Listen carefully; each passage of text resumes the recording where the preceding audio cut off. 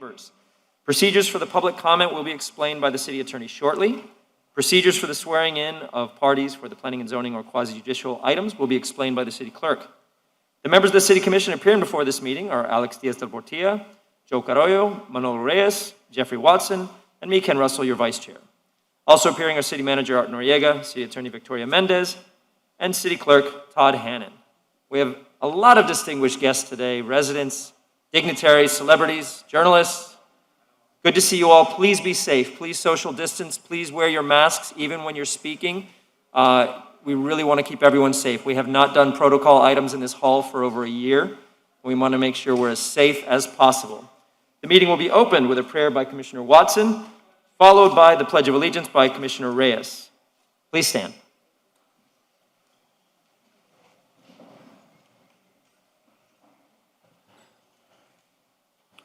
Dear Lord, we thank you for another opportunity to rise this day. We thank you for the Dr. Enid Pinckneys of the world and those that uphold the history of our existence. We thank you, Lord, in this Black History Month. We say to those who have helped us and whose shoulders we stand on, we honor you not only this day, this month, but every day and every month. Please look after us as we decide now the business and decisions of the city of Miami. We look after the residents that we now decide on things that affect them in a very positive way. Give us the foresight, give us the strength, give us the intellectual ability to decide what's good and what's right. These things we pray in your name, this day and every day. Amen. Amen.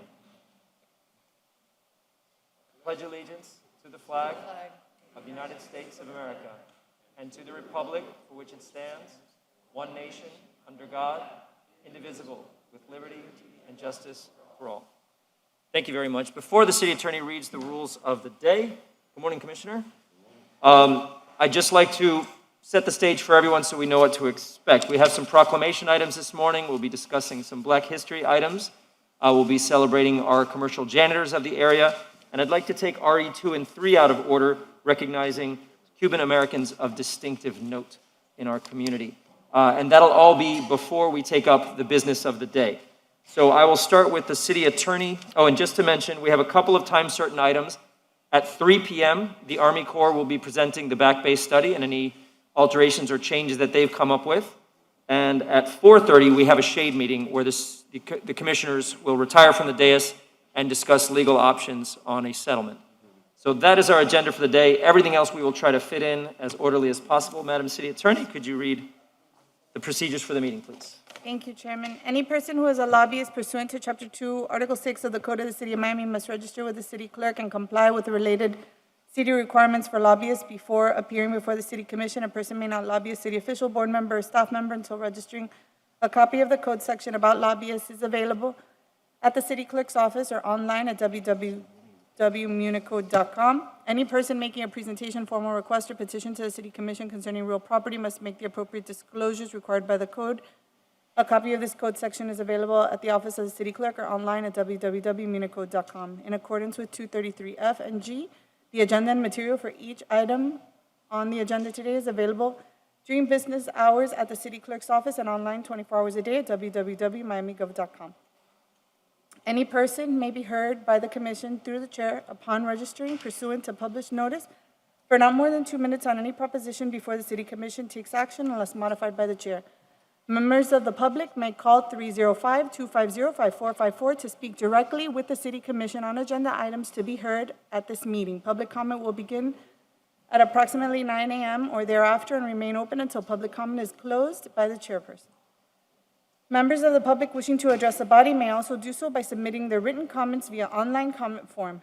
Please visit www.miamigov.com/meeting instructions for detailed instructions on how to provide public comment using the public comment form.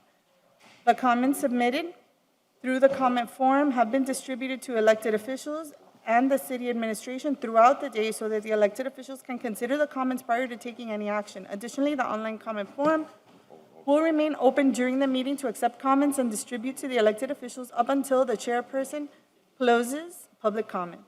All comments submitted will be included as part of the record for this meeting and will be considered by the City Commission prior to any action taken. Public comment may also be provided live at City Hall, located at 3500 Pan American Drive, subject to all COVID-19 rules and regulations and procedures. Speakers who appear in person will be subject to screening for any COVID-19 symptoms. Any persons exhibiting any symptoms of COVID-19 will not be permitted to enter City Hall. All persons are required to abide by state, county, and local emergency orders and are urged to practice social distancing. If the proposition is being continued or rescheduled, the opportunity to be heard may be at such later date before the City Commission takes action on such proposition. When addressing the City Commission, the member of the public must first state his or her name, his or her address, and what item will be spoken about. Any person with a disability requiring assistance, auxiliary aids, and services for this meeting may notify the city clerk. Section 286.0114(4)C specifically authorizes the city to prescribe procedures or forms for an individual to use in order to inform the board or commission of the desire to be heard, to indicate his or her support, opposition, or neutrality. The city, through its multiple comment options, has provided different methods to indicate, among other things, the public support, opposition, or neutrality on the items and topics to be discussed at the City Commission meeting. The public has been given the opportunity to provide public comment during the meeting and within reasonable proximity and time before the meeting. Please note, commissioners have generally been briefed by city staff and the city attorney on items on the agenda today. Anyone wishing to appeal any decision made by the City Commission for any matter considered at the meeting may need a verbatim record of the item. A video of this meeting may be requested at the Office of Communications or viewed online at www.miamigov.com. PZ items shall proceed according to Section 7.1.4 of the Miami 21 Zoning Code as temporarily modified pursuant to emergency ordinance numbers 13903 and 13914.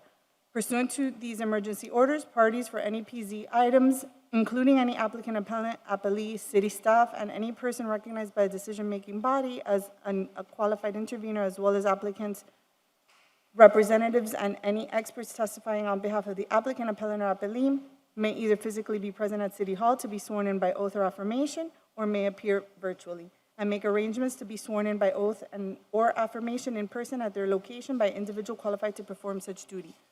Pursuant to Emergency Ordinance Number 13903, members of the general public who are not parties to the action pending before the City Commission are not required to be sworn in by oath or affirmation. The members of the City Commission shall disclose any ex parte communications pursuant to Florida Statute 286.0115 and Section 7.1.4.5 of the Miami 21 Zoning Ordinance.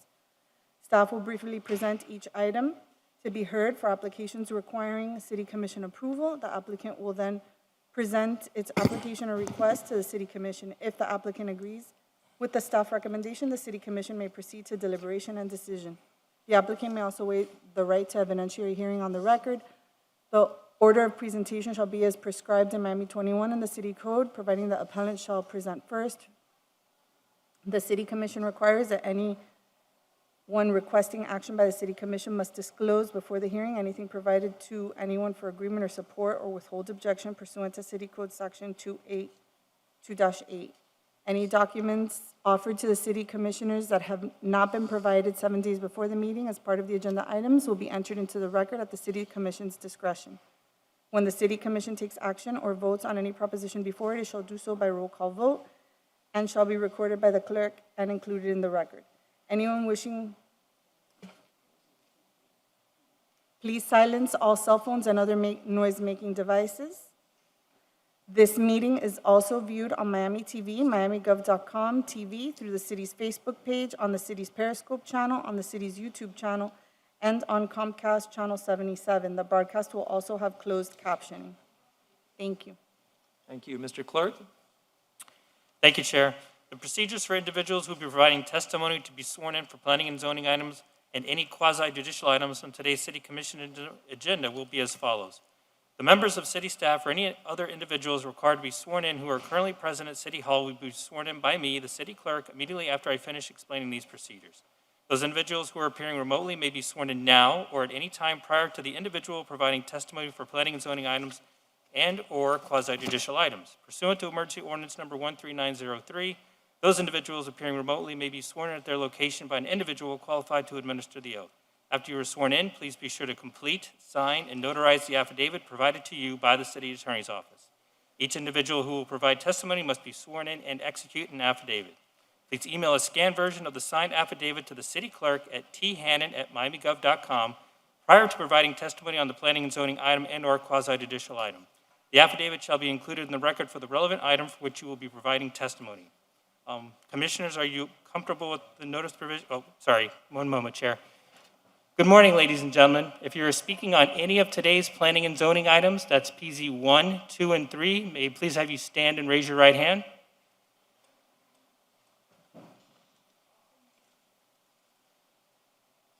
Do you solemnly swear or affirm that the testimony you're about to give at today's meeting is the truth, the whole truth, and nothing but the truth? Thank you. Commissioners, are you comfortable with all the notice provisions set forth in these uniform rules of procedures we have established for this meeting? Yes, thank you. Thank you. So we will be taking up proclamation items at this point, and that'll take about 30 minutes or so. Then we will go through the order of the day and set the agenda. And at that point, we will allow public comment for all items on the agenda at that point. So that'll be in about 40 minutes, hopefully more or less, to do public comment if you're here for public comment. But for right now, I'd like to turn our attention to Black History Month. The mayor and the city commission would like to honor Black History Month with a presentation. Mr. Carswell, have you got And I'd like anyone who's being honored, please we'll do everything down in front of the dais and spread out as much as possible and be safe. Please keep your masks on throughout any speeches.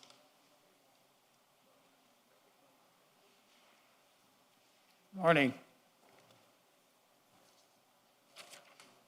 Before I begin, let me just say a few words, very few words.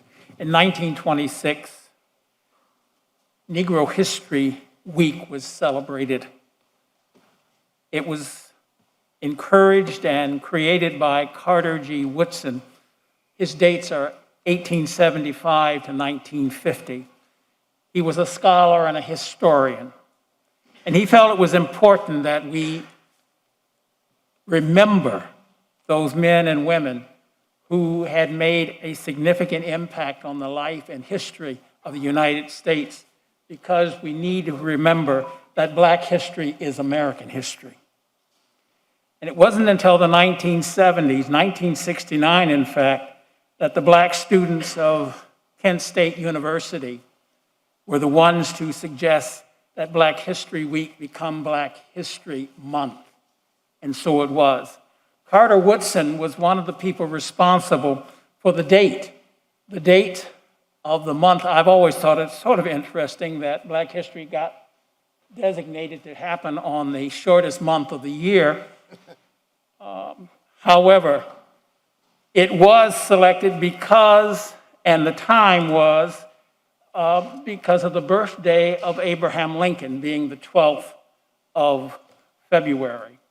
And the other great American birth was that of Frederick Douglass, which was on the 20th. And so those were the days of the Black history, or Negro history at that time, History Month. We here at Lemon City Cemetery Community Corporation are delighted to be here and appreciate the support that they have received, and we hope we will continue to receive from the officials of the city of Miami.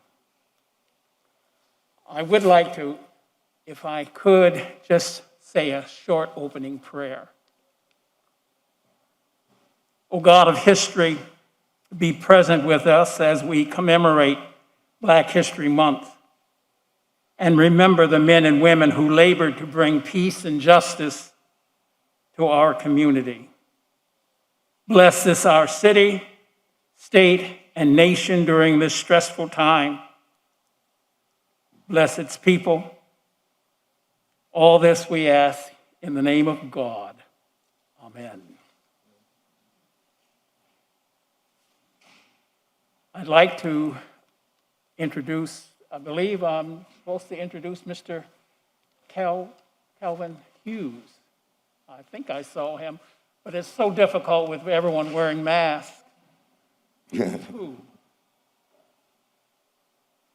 Personality and great news commentator, Mr. Hughes. Thank you. Thank you very much. Certainly a pleasure to be here before you this morning. I happen to know many of you personally. I have no doubt that Local 10 News is your favorite news station. On a serious note, though, I'm here today to talk about one of the worst open secrets in the city's history. It is that Black Bahamians played a major role in the birth of Miami. This historical fact is rarely, if ever, talked about in a way that I will briefly demonstrate this morning. Even more, the contributions Black Bahamians made to the very foundation of Miami, both structurally and politically, cannot be overstated. But it is the political angle that deserves a larger spotlight so that in the future it is celebrated, acknowledged, and never forgotten. Keeping the contributions of Black Bahamians from the front pages or the main pages of Miami's rich history could potentially send a message that says that they don't matter. As many of you know, we're just a few months away from celebrating Miami's 125th year of incorporation. And by now, perhaps you all know the story from July 28, 1896. In the state of Florida at this time, at least 25 registered voters were necessary to form a town, and at least 300 voters were needed to incorporate as a city. Henry Flagler had no interest in being a town. He was called a benevolent dictator back in the day. And neither did Julia Tuttle and Mary Brickell. But despite their incredible visions for Miami as a world-class southern city, Julia Tuttle and Mary Brickell were not allowed to vote.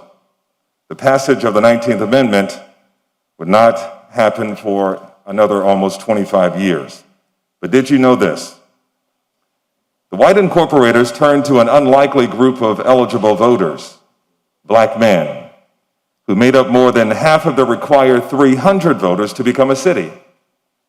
In other words, Miami would have had to organize first as a town without the participation of the 162 Black male voters who were living in Miami to do the painstaking, backbreaking work of clearing land and helping to construct many of Miami's early institutions.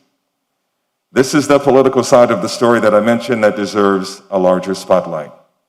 And I want to be clear here. According to historical documents, 162 of Miami's 300 city founders are Black Bahamians. For most of the Black voters at the incorporation meeting that day, they were simply following what their white bosses ordered them to do, because not following their orders would mean no work and no way to continue to feed their families.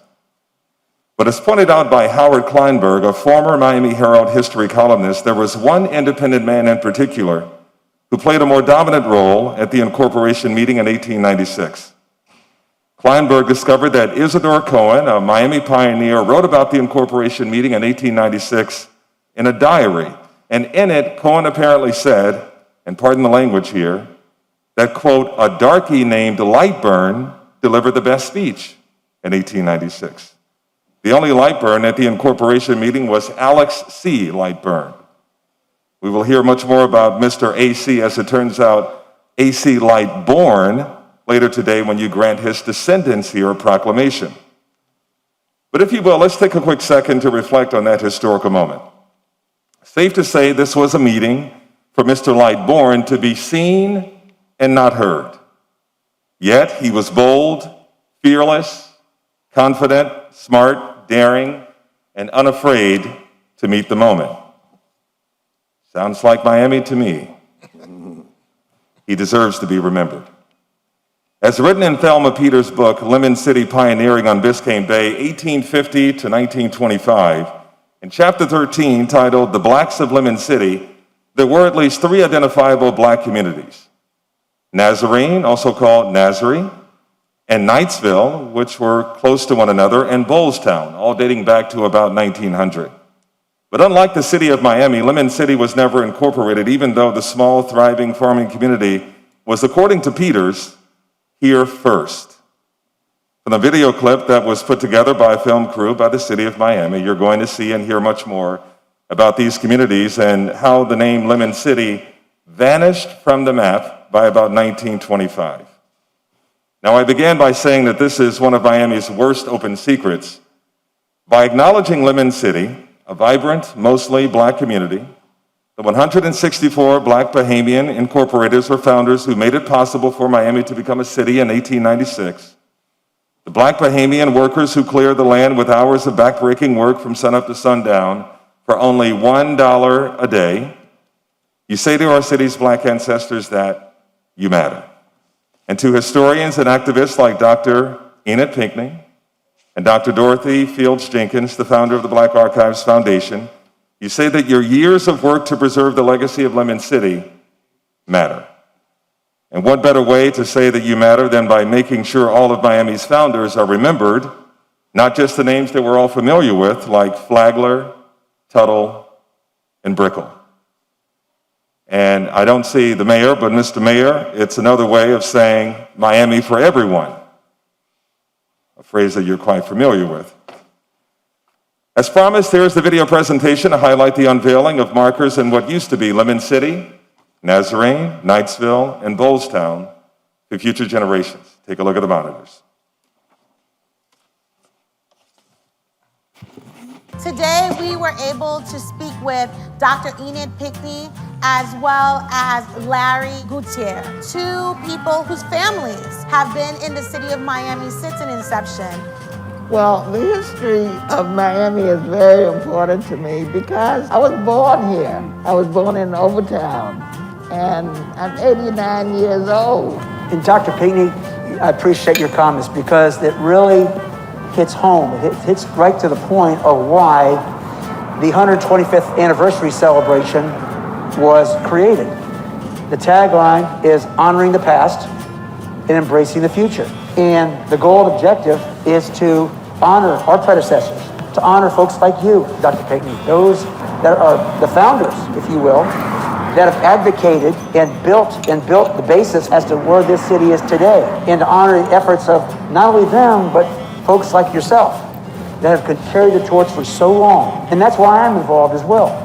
But tell us about the history of Lemon City. We're here, we're commemorating a plaque. Tell us about the history of Lemon City. Well, Lemon City is one of the oldest cities. In fact, it's older than the city of Miami. And it had a lot of pioneers. I'm hoping that this historical marker at the Bolestown, the Knightsville, the Nazareth, now the city of Miami is giving it respect. Teaching the young people about the rich history and diversity of this city. And hopefully, by doing that, we'll activate them to have passion, like you've got passion, Dr. Pinckney, and have for so many years for this city. And hopefully that will carry over to the next generation. And they'll keep carrying the torch forward to make this city a great international city.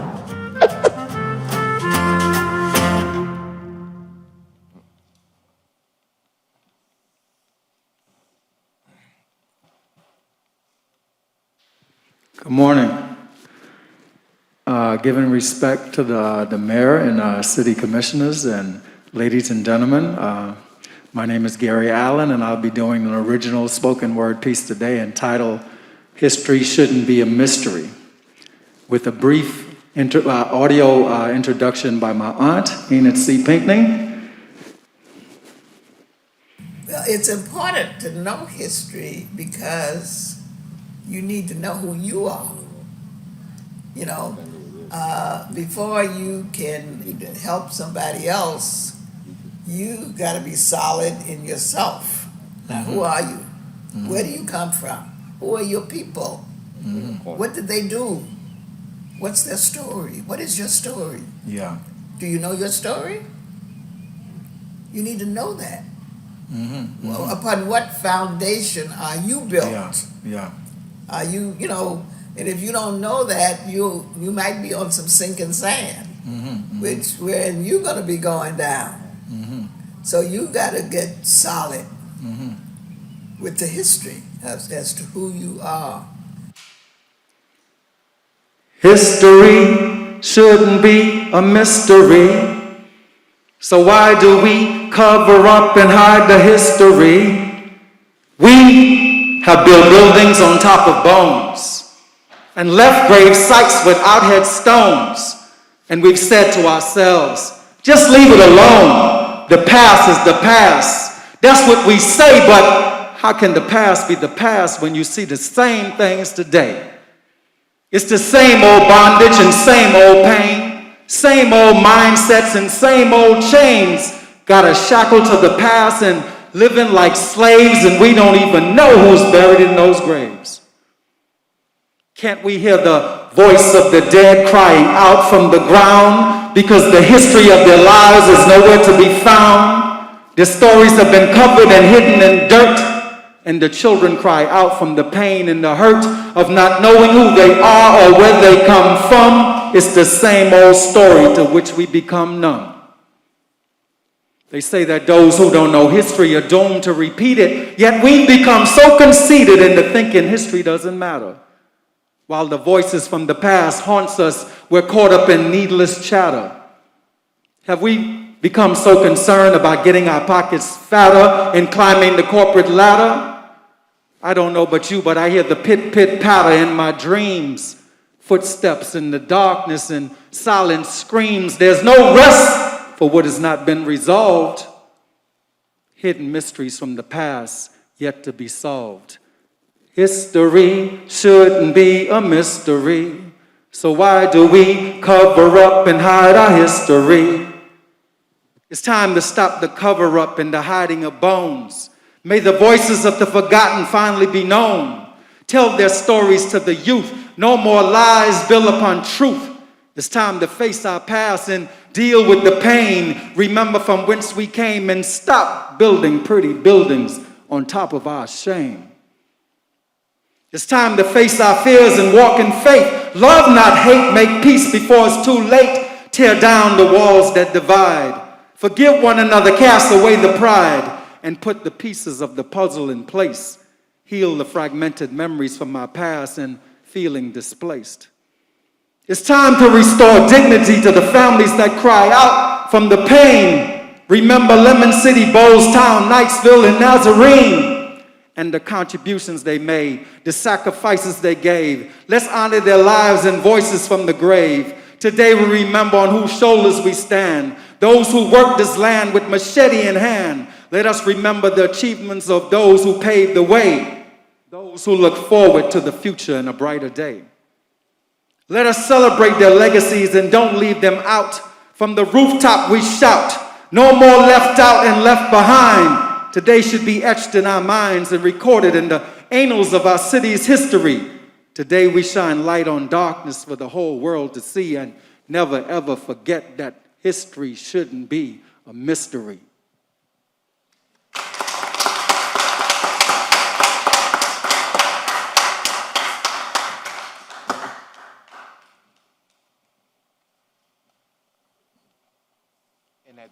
And at this point, proclamation will be issued to a family member of one of the founders of AC Lightborn. El micrófono.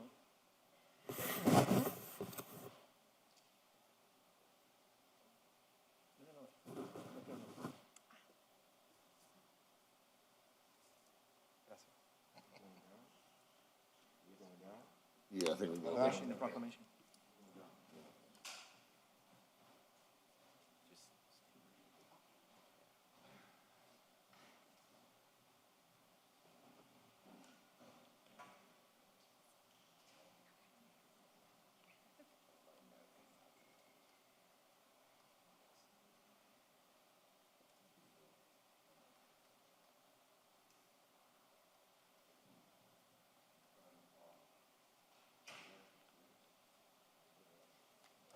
As Mr. Hughes mentioned, Mr. AC Lightborn was one of the incorporators. We have a member from of his family here present to accept a distinguished citizenship proclamation presented by Commissioner Watson and the Commission.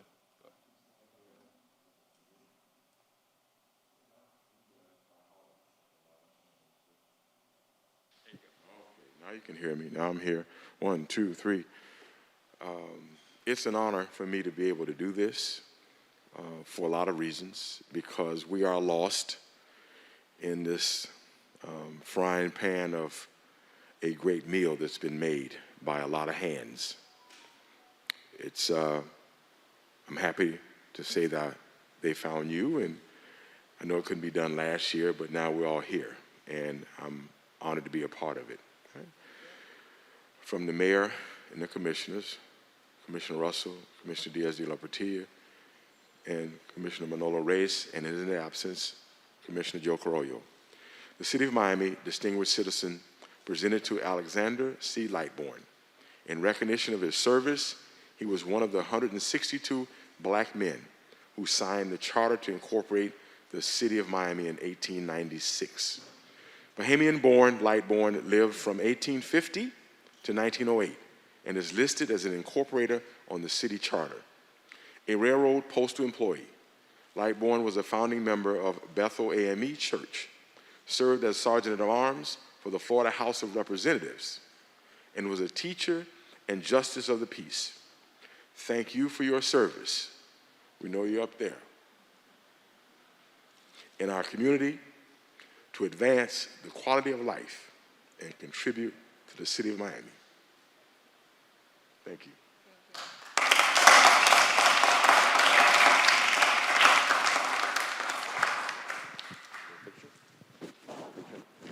My name is Allison Jones, and it's a...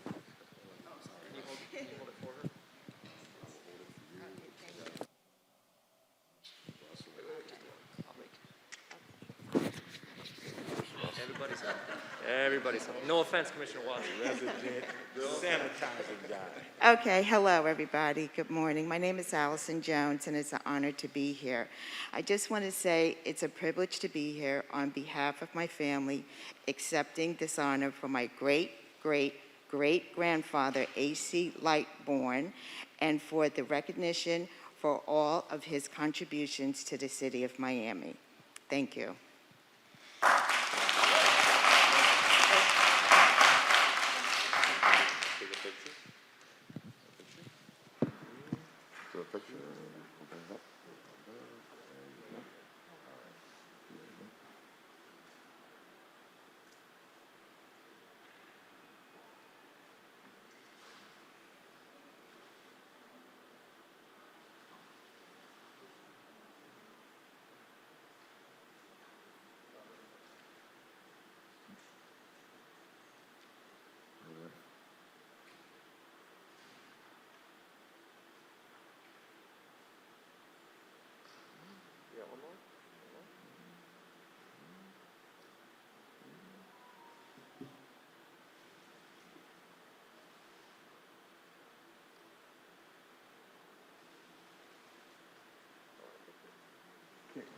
Thank you very much. For 1 second, Dr. Pinkney, are you going to be able to come up? Yes. He who made this happen will be there. Duly notice to show that you will. We can spread out. We can be safe and spread out. And we can not spread out and be safe too. Shoot from that angle. Well, I've been vaccinated already. Most definitely. I'm immune.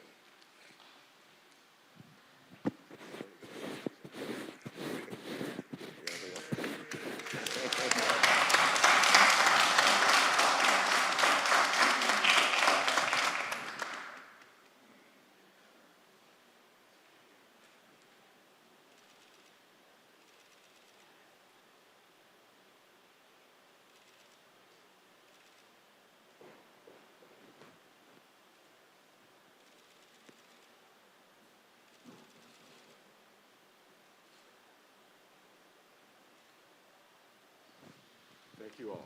Would you like to say anything? Okay. I just want to say thank you to the City of Miami for its cooperation. I want to go back to Mayor Regalado and to Mayor Suarez and to the city commissioners and to say thank you for cooperating with this project and making it a reality so that we are here this morning to celebrate the history of Miami, because this is a part of the history that we don't teach in our schools, and And we need to do something about that so that all of us will know the history of Miami. It has a very rich history, and we need to work on that so that we can educate our young people. And I want to, of course, thank Commissioner Watson for picking up my emails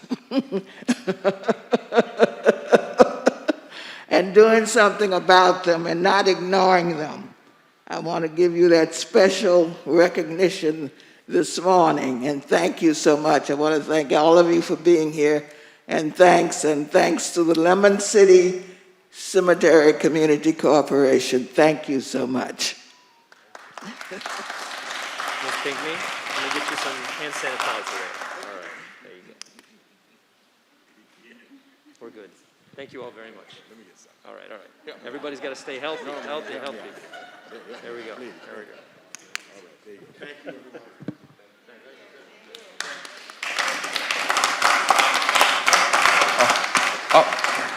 Also, I'd like to say Commissioner Watson is graciously hosting a little breakfast for the members. So if you want to go to his district office, well, his office back here in the back, there'll be some breakfast and refreshments for you. Go out and then go around to the left.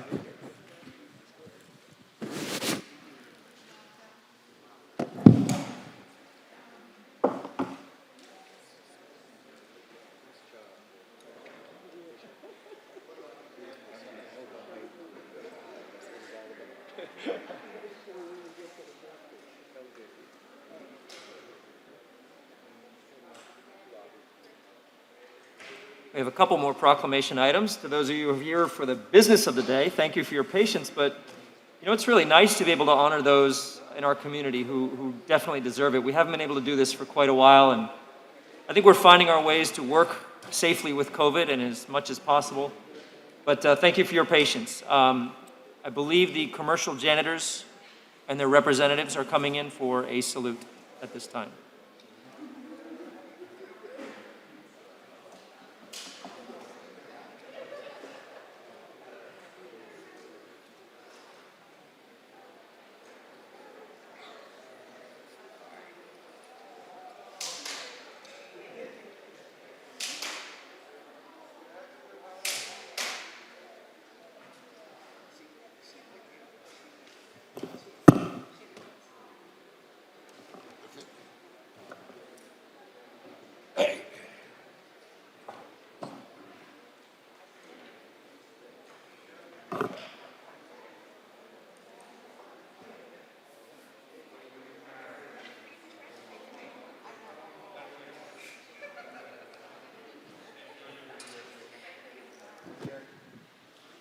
Thank you.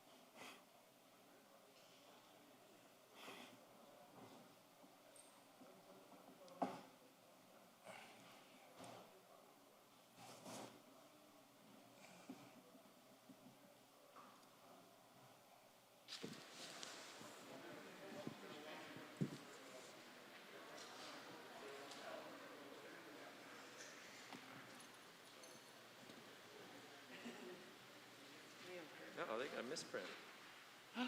What were you doing? Do you want an interpreter?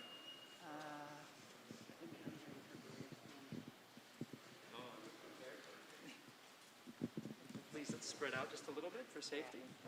Listen, I don't need to be here. I'm going to let another June. Okay.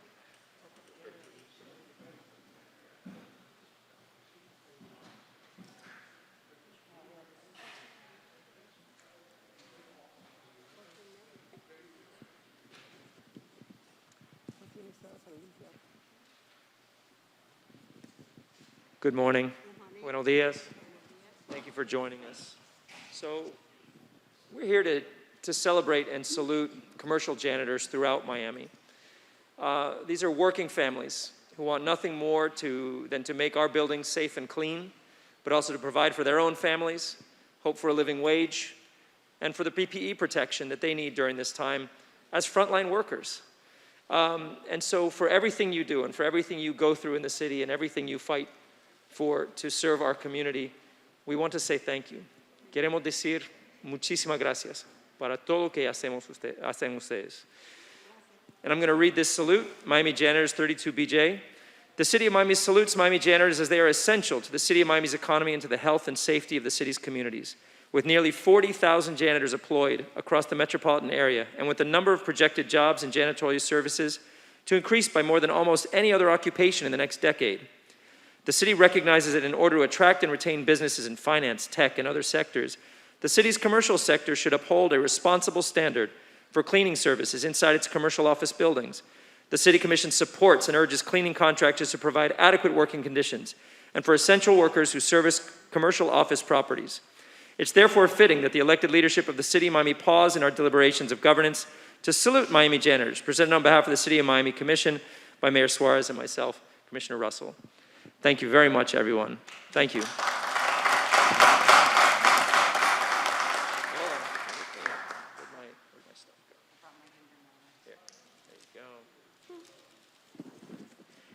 Thank you. And my name is Pat Lippold. I'm with 32BJ SEIU. I'm their political director. And I want to just thank the City of Miami. I want to thank the mayor, Mayor Suarez, and all of the commissioners. I especially want to thank our Commissioner Ken Russell, many of our janitors, downtown janitors, who are organizing to try to raise their standards and better their lives so that they can only have to work one job, not two. But I'd like to really recognize Commissioner Ken Russell. He knows all of our janitors practically by name. He's been down in front of our buildings many, many times as we're trying to fight to try to improve the lives of our janitors. And I'd like to have Elsa say a few words, if you don't mind.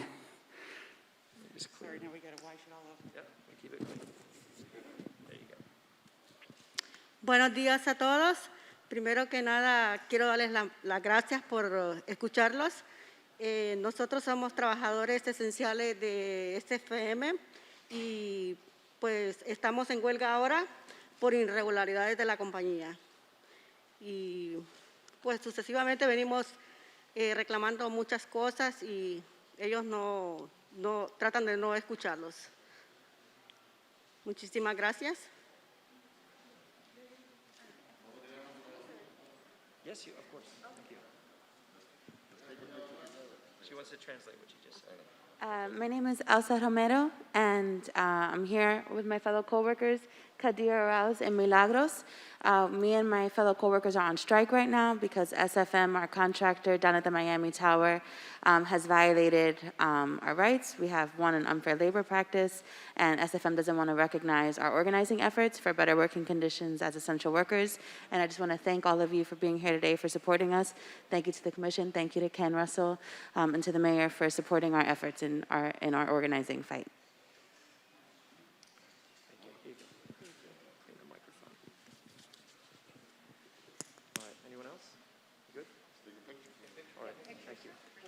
Safely.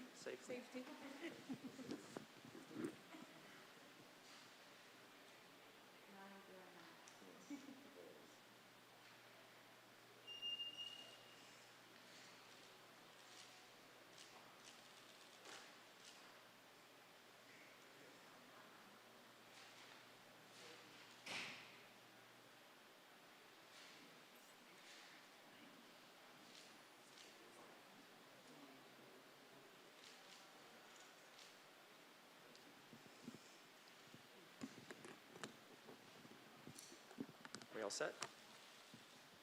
One last one. Thank you very much. Thank you. Everyone be safe. Thank you. Gracias a ustedes. Que tengan un buen día. We'll work to get this corrected. I got a fat Sharpie. Can I get a picture? So I'll get a picture of this. Sure. Oh, sorry, guys. Just with the janitors. Just a quick picture of it. Puede ser.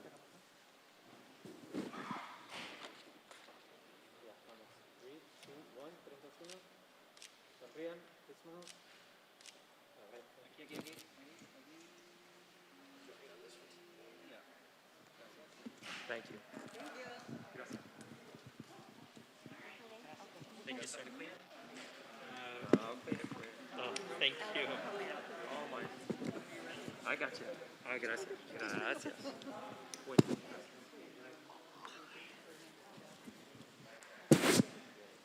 Thank you.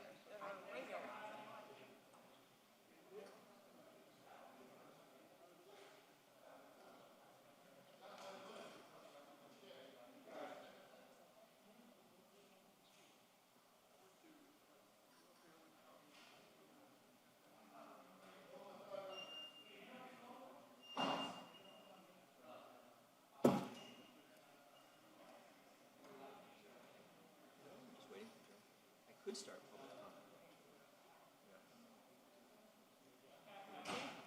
We're going to do public comment. They're recorded. Yeah.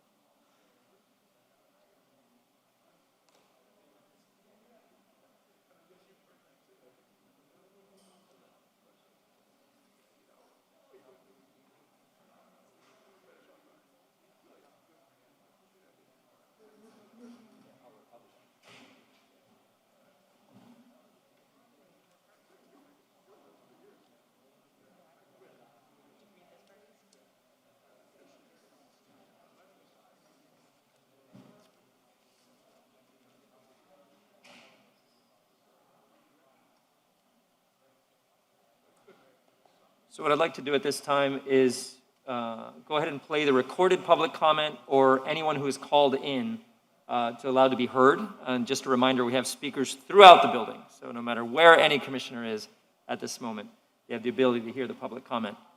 Do we have calls?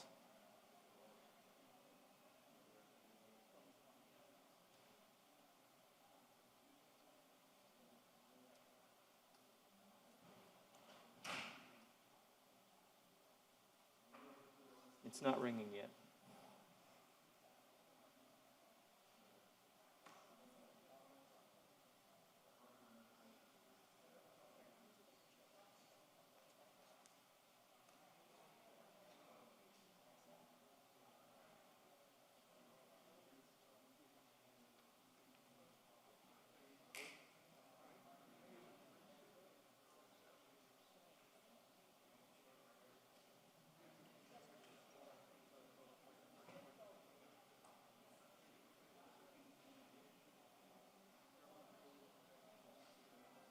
There it is. Good morning. Thanks for waiting. You're on with the City of Miami Commission. You have 2 minutes. Hello, my name is Thomas Kyman, president of the Durham Park Neighborhood Association. I live at 2001 Northwest 14th Street. I am speaking on SR4. Dear City of Miami Commissioners, on February 10th, 2021, the Durham Park Neighborhood Association adopted a standard address recognizing Miami as the following. DMC recognizes imminent issues of sea level rise, moving towards the CMCA applause, and accounted front of this issue and laying groundwork for implementation of amended regulations to address the needs of resiliency. The DMCA recognizes that there are simultaneous federal, state, efforts underway looking at options for the best methods to combat our changing climate. The DMCA acknowledges the enormity of the task at hand, the immense expense potentially needed to implement these improvements, and the desire to measure twice, cut once. In the case of Durham Park waterfront homeowners, the cost to address these resiliency requirements in most cases will exceed the prices paid by homeowners for their property. Therefore, the DMCA would recommend that city commissioners defer implementation of SR4 for a period of 6 months to provide City of Miami community stakeholders further time to understand what this proposal means from an engineering consideration and financial burdens in relation to their specific property. Additionally, it would be important to understand how these amendments might be affected by other pending improvements considered by other state and federal agencies. As community stakeholders with the interests of all Miami residents in getting resiliency done right, we respectfully appreciate your consideration for the deferment. Sincerely, Tom Kyman, President DMTA. Thank you very much.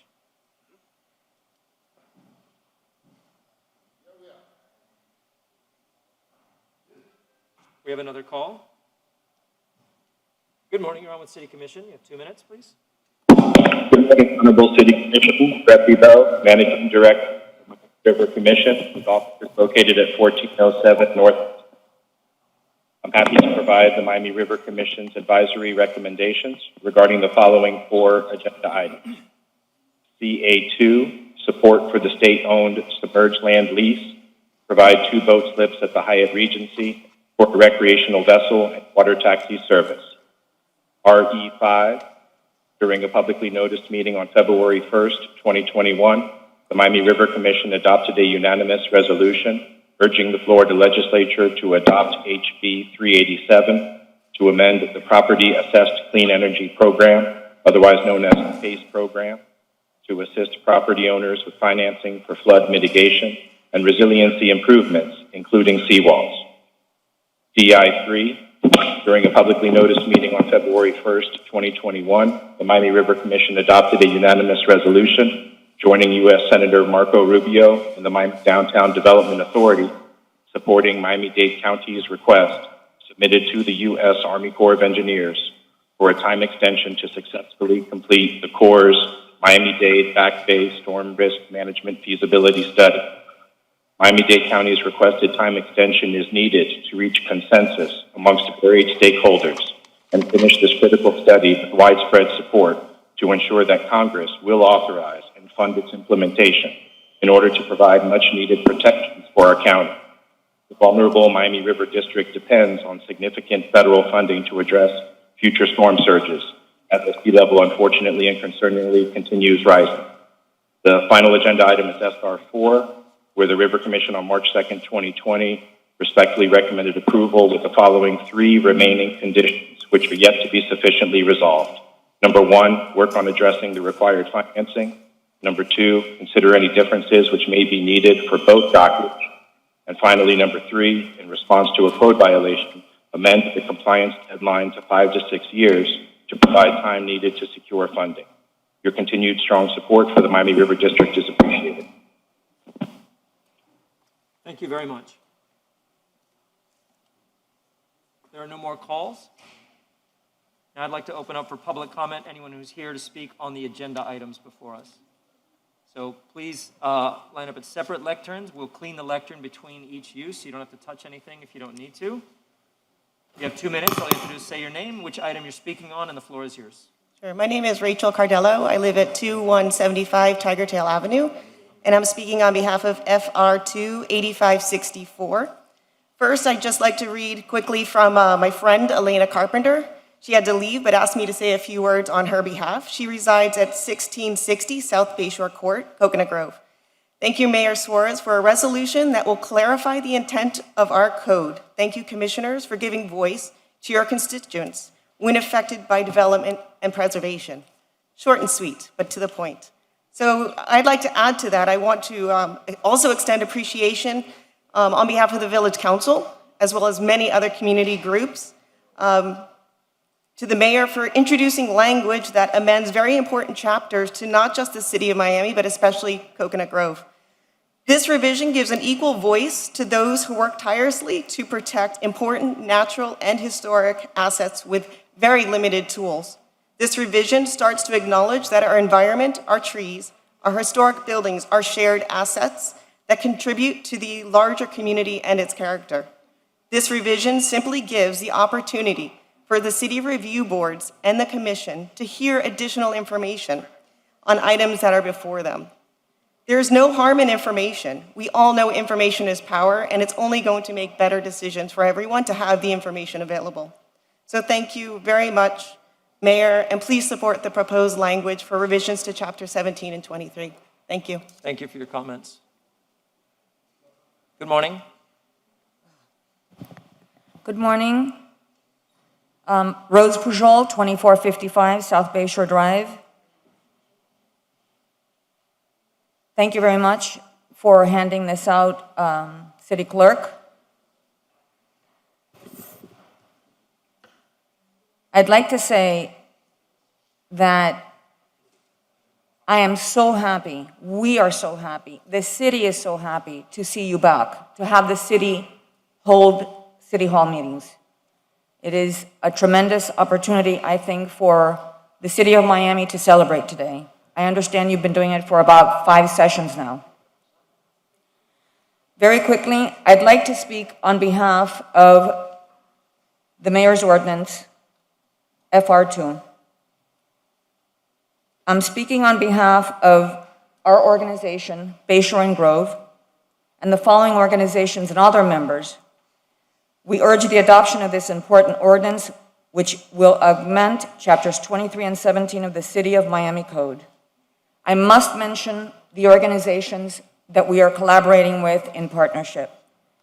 Dade Heritage Trust, Coconut Grove Village Council, Coconut Grove Park Homeowners Association, Village of Center Grove, Coconut Grove Civic Club, Coconut Grove Towers Condo Association, Grove Watch Group, Women's Club of Coconut Grove, Silver Bluff Homeowners Association, the Villagers. And I must say that not here, Marlene Urban and Maria Freed have been instrumental in working with us, that we have been going out on a daily basis between 10 and 11:30 and knocking on doors.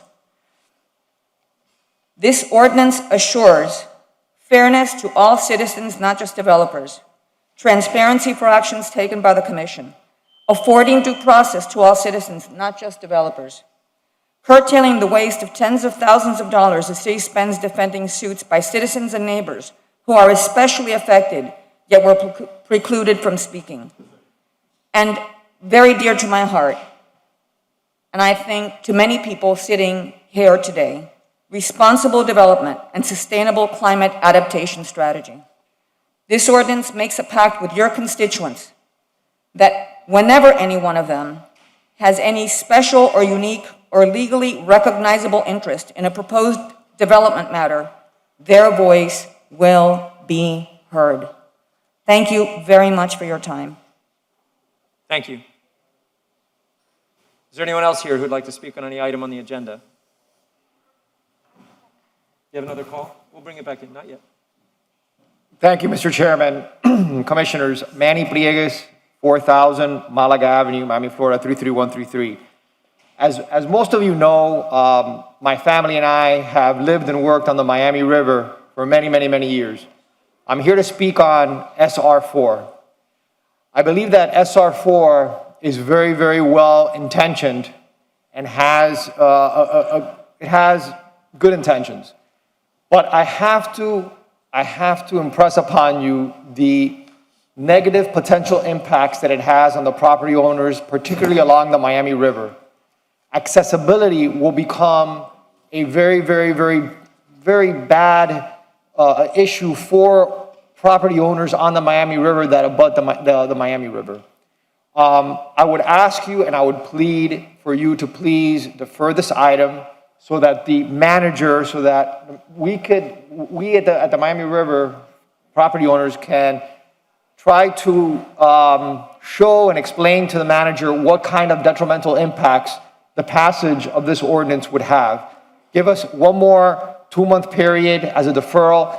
And if we're not successful, then we're not successful. But I cannot impress upon you enough the kind of impact that this could potentially have on property owners all along the Miami River. And so I ask for a deferral, particularly so we can proffer ideas to the manager, good compromises that we think will still accomplish what this ordinance wishes to accomplish. I thank you very much for your time, commissioners. Thank you for your comments. Next public speaker, please. Good morning, Mr. Russell, members of the commission. My name is Gene Stearns, 150 West Flagler. I must say at the outset, I enjoyed the presentation this morning. My great-grandfather brought his family to Miami in 1898, and my grandfather was the first planning director for the city of Miami. He started the department in 1927 and served in that capacity until 1954. He retired when I was 10 years old.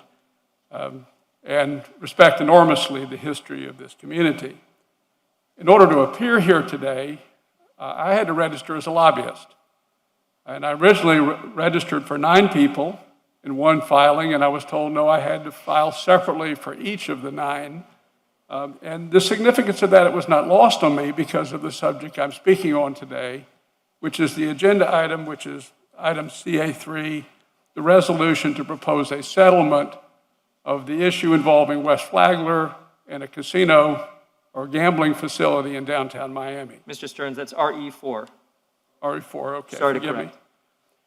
And the significance of registering as a lobbyist in this is that how this West Flagler issue arose. In 2012, a lawyer acting as a lobbyist who did not disclose the casino interest she represented sought and obtained from the Miami zoning administrator a secret, unlawful interpretation of the zoning code that would permit casino gambling, if it was correctly written, in at least 1/3 of the city's zoning districts. The letter was issued in private, without public input or public disclosure. No. I need to interrupt you here. Who was the zoning director then? In what year? The zoning director was Barnaby Min. Okay. What year was that? It was 2012. Okay, thank you. I'm sorry, you'll get the extra time. No, it's fine, Commissioner Carroll. It was a private letter, no discussion with the commission, no discussion with the mayor. It was done in secret. No dispute about that, incidentally. That letter was then shown to the state of Florida and presented as a legitimate position of the city of Miami, and rights were given by the state of Florida on that assumption. When it became known that that letter existed, this commission changed the code to require a 4/5 vote to approve any changes of zoning that would allow gambling. That was then followed by a lawsuit by the folks who had obtained that letter through that process, and that lawsuit was pending in the federal court. And a proposal was made while that lawsuit was being defended. And by the way, in the context of that lawsuit, the city's defense never raised the issue of the manner in which that letter was obtained. West Flagler sued and then negotiated a settlement agreement with the city of Miami, and the city attorney recommended a settlement agreement to be achieved, and it was approved by a majority of the commission, vetoed by the mayor, and my client, Mr. Brayman's entities, and 8 other individuals filed a lawsuit to intervene after that settlement was issued in the federal court, and we sued also in the state court, and Judge Hansman has, of course, now ruled that the mayor's veto was lawful and should have been respected. Now we're back, and on the agenda today is a proposal to reinvigorate a settlement agreement in a case that doesn't even currently exist. In the code, this statute, for example, there's a proposal for a shade meeting this afternoon, which it is our view that the shade meeting is unlawful, because in order to have a shade meeting, there must be pending litigation to which the city is a party. The city is not a party anymore to that lawsuit that has been dismissed. There is no pending lawsuit to settle. And the case law that is interpreted 286011 Florida statutes has said it must be strictly construed and strictly followed.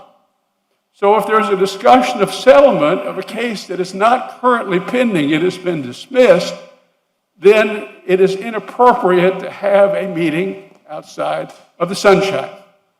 So accordingly, we certainly do object to any discussion in a private meeting with anyone regarding a settlement of a case that currently doesn't exist.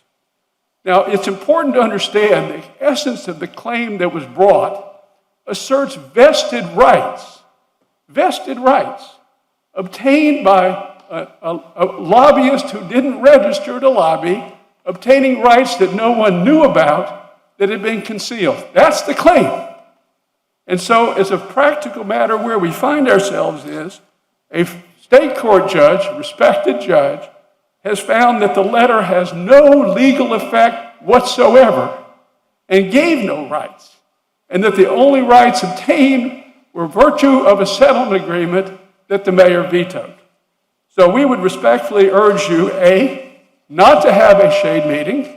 It is our belief it would be unlawful. And certainly to agree to anything that involves casino gambling of any way, shape, or form in the city of Miami downtown should be a public hearing, public meeting, public discussion, voter participation. There are few issues as important as you read the New York Times, last week? Miami is one of the greatest cities in the world right now in terms of people coming here. Why in the world would we despoil what is so great with casino gambling that belongs in places that can't attract people? Miami has no difficulty bringing business, commerce, our cultural diversity, our rich, exciting environment doesn't need gambling. Gambling is what goes to places when you don't have the advantages we have. Thank you. Mr. Stearns, I am surprised. I had thought you were coming here today to oppose the settlement, but not the shade. And so it is interesting to me, the argument you raise about not being able to have a shade meeting. I would like to ask my city attorney, who I know really hates giving actual opinions on the dais with regard to issues that are in... He's incorrect. We can have a shade meeting. Okay, so that's my question to you. Can you explain There's pending litigation. We can definitely have a shade meeting. Unfortunately, he is incorrect. The pending litigation is an appeal? We have the Cuesta matter that's pending. We also have, I can read you the cases that are pending, but yes, we can. And are we a party to those? Yes. So we could definitely have a shade meeting. Well, respectfully, the case law says otherwise. The only have matter... Cuesta, just a moment. The Cuesta matter. We have the West Flagler matter. And we also have the federal matter in West Flagler. And they're all active in play. What case law, I may ask? What case law says otherwise? Well, there's many, many cases. If you look at... Give me a few. Well, the site, for example, if you look at, City of Dunellen versus Aaron, which is 5th DCA, 662 Southern 2nd, 1026. Sork versus the City of Vero Beach. No. Don't give me names of cases. Tell me that particular case and what it says. What the cases say is the literal reading of the statute says as follows, and they enforce the literal reading. You may meet in private to discuss, quote, pending litigation, which the entity is presently a party. Now, so it's clear there are two cases that involve this issue.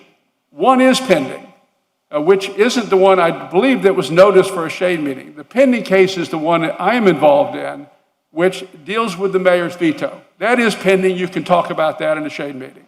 The other case is not pending. The West Flagler case has been dismissed.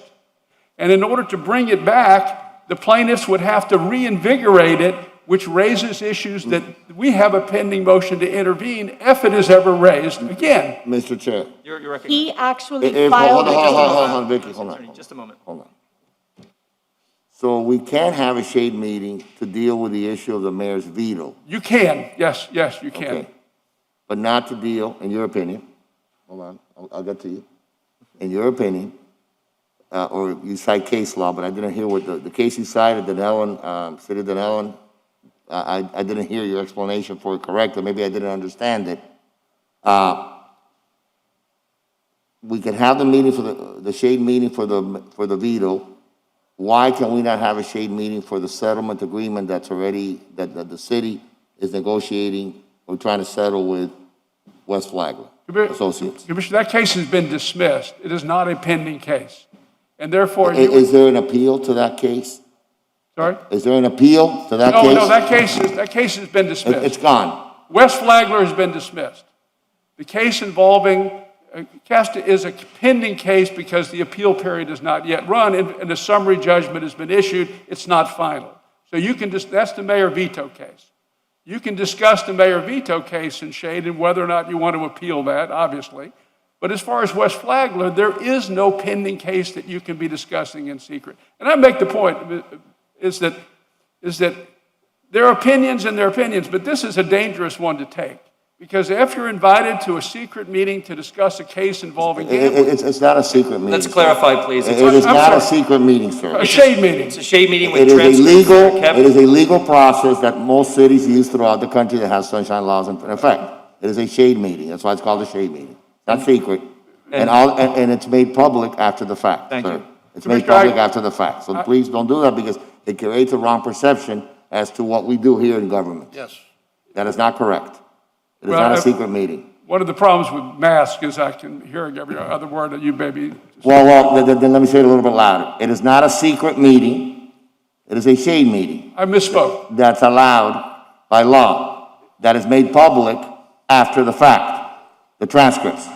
There's nothing secret about it. You create a perception, if you say secret, that we're doing something here that's unlawful or behind the scenes or backroom deals, and I don't like that implication.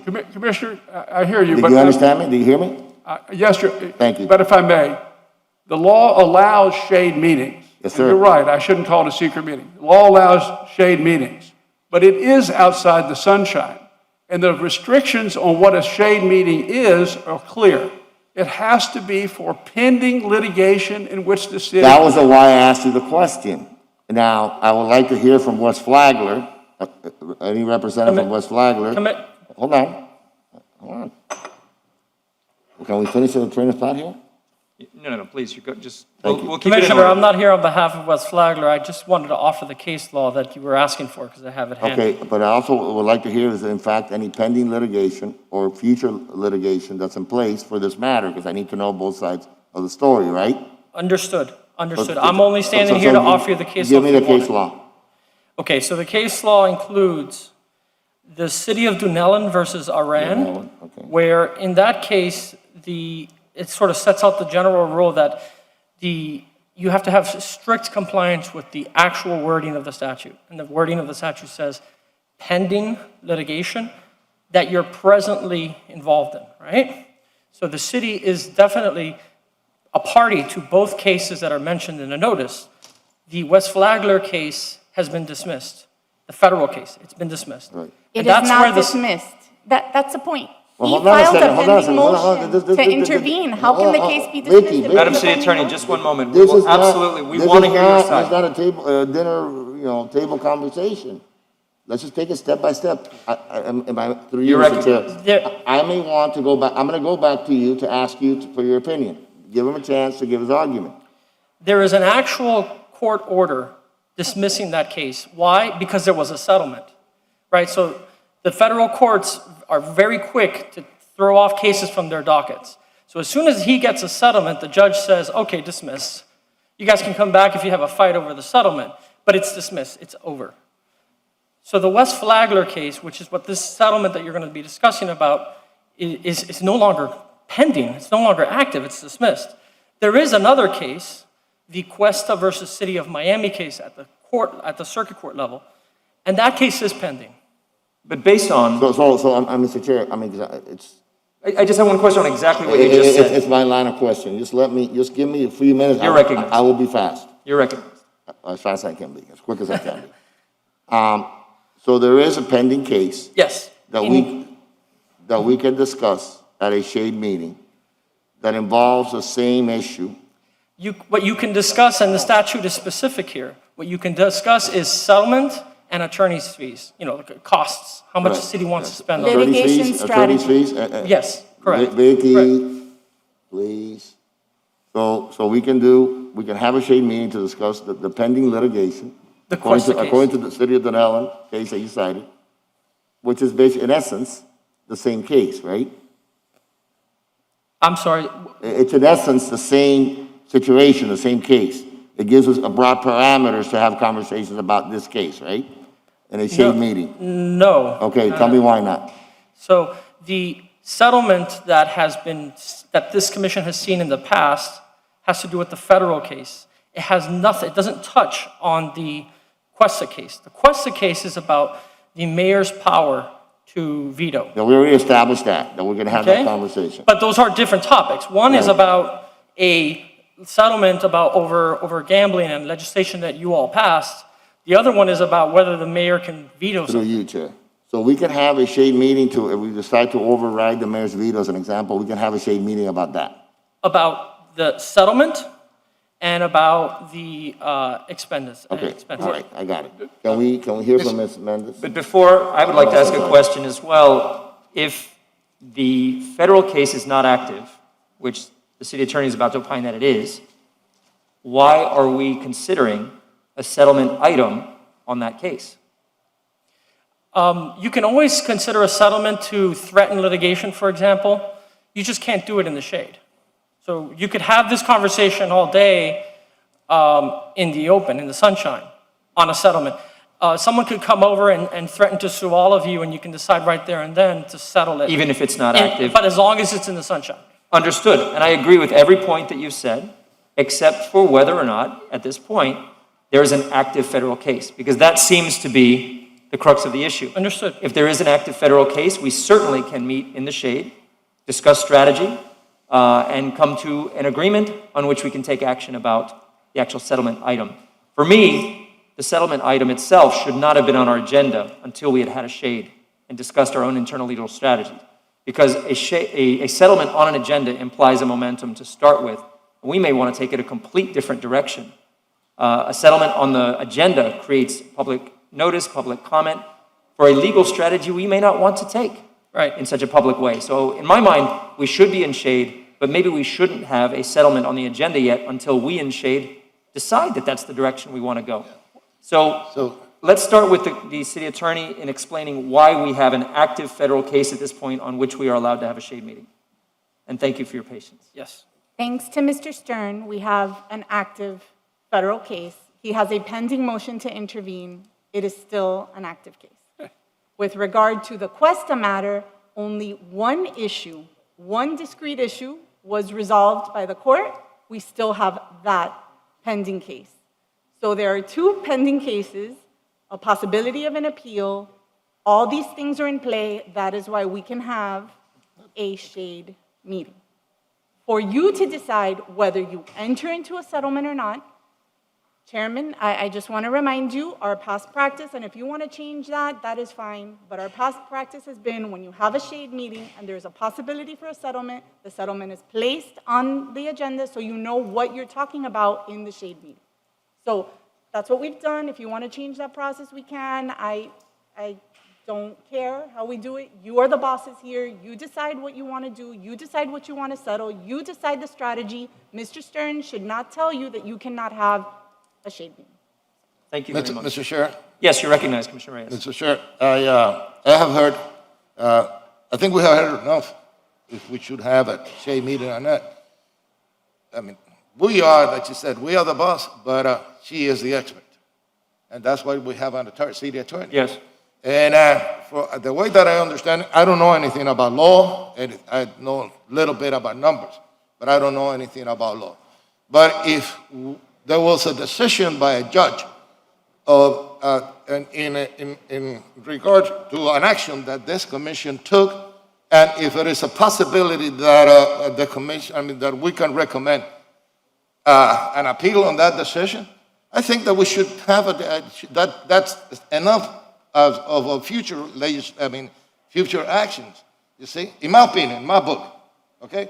And I would like to discuss this openly in a shade meeting with my colleagues and what action are we going to take. And if the city attorney says that it is right and there is grounds to have, or there is reasons to have a shade meeting, let's have a shade meeting. You see, and that is my take. Thank you. I would recommend that we follow the city attorney's advice with regard to the shade meeting. With regard to whether or not settlements should be placed on an agenda before we have the shade meeting, I would like to establish a practice, and it's up to this body as a whole, that if prior to having a shade meeting, a specific commissioner would like to see a settlement put on an agenda, it goes on an agenda. Yes. But lacking any specific commissioner asking for that, if the city attorney believes that we have a decision before us that necessitates a shade meeting, we have that shade meeting first, and then we decide what goes on the agenda or not. If you want to, Mr. Chair, you want to codify that, you bring it up and I will support. I think it's sufficient direction to the administration. Okay, I don't think that it's is an fine. item. That is fine. But that's the practice I'd like to recommend from here forward. I do recognize, Madam City Attorney, it has been done in other ways in the past, so I understand. Is there anything else left to discuss on this item before we move to further public comment? Mr. Stearns, you're recognized. Just make one observation, which is there was a motion to intervene, but it was denied, and therefore, the case was closed. Case is a closed case. And so I want to make this point. On the West Flagler litigation, first, the plaintiff has to reinvigorate the case and say, okay, the settlement agreement is gone, we have to start over again. Then it becomes a pending case, and get the federal judge to reopen it. And until it's reopened, there's no pending case. And so that just the bottom line is, the case that I litigated that has decided the mayor's veto, you can discuss that in a shade meeting, obviously. We can tell you what we think the law is. The city attorney is going to tell you what she thinks the law is. But at the end of the day, on an issue as important as this, gambling in downtown Miami, under the circumstances of this, I would only urge caution on choosing to have a shade meeting about settling a case that has been dismissed. I think that would be a mistake. That case would have to first be revived, all the parties back in front of you, including the intervenor, incidentally. So all the facts are in front of the court, then you should be able to discuss settlement. So I think that's our legal position. I think Mr. Brayman wanted to make a comment, if he may. It would be. Thank you, Mr. Stearns. Thank you very much. Good morning, Mr. Brayman. Can we please clean the lecterns between aquí en este lado, por favor? El lado este, señorita. Señorita, el lado este. Daisy. Sí. Just a moment, Norman. Mr. Raymond, I'm sorry. Keeping it safe.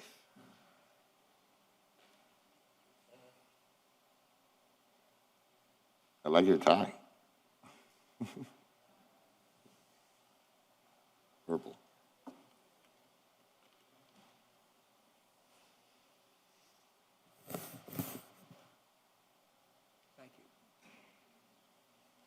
Good morning, Commissioners.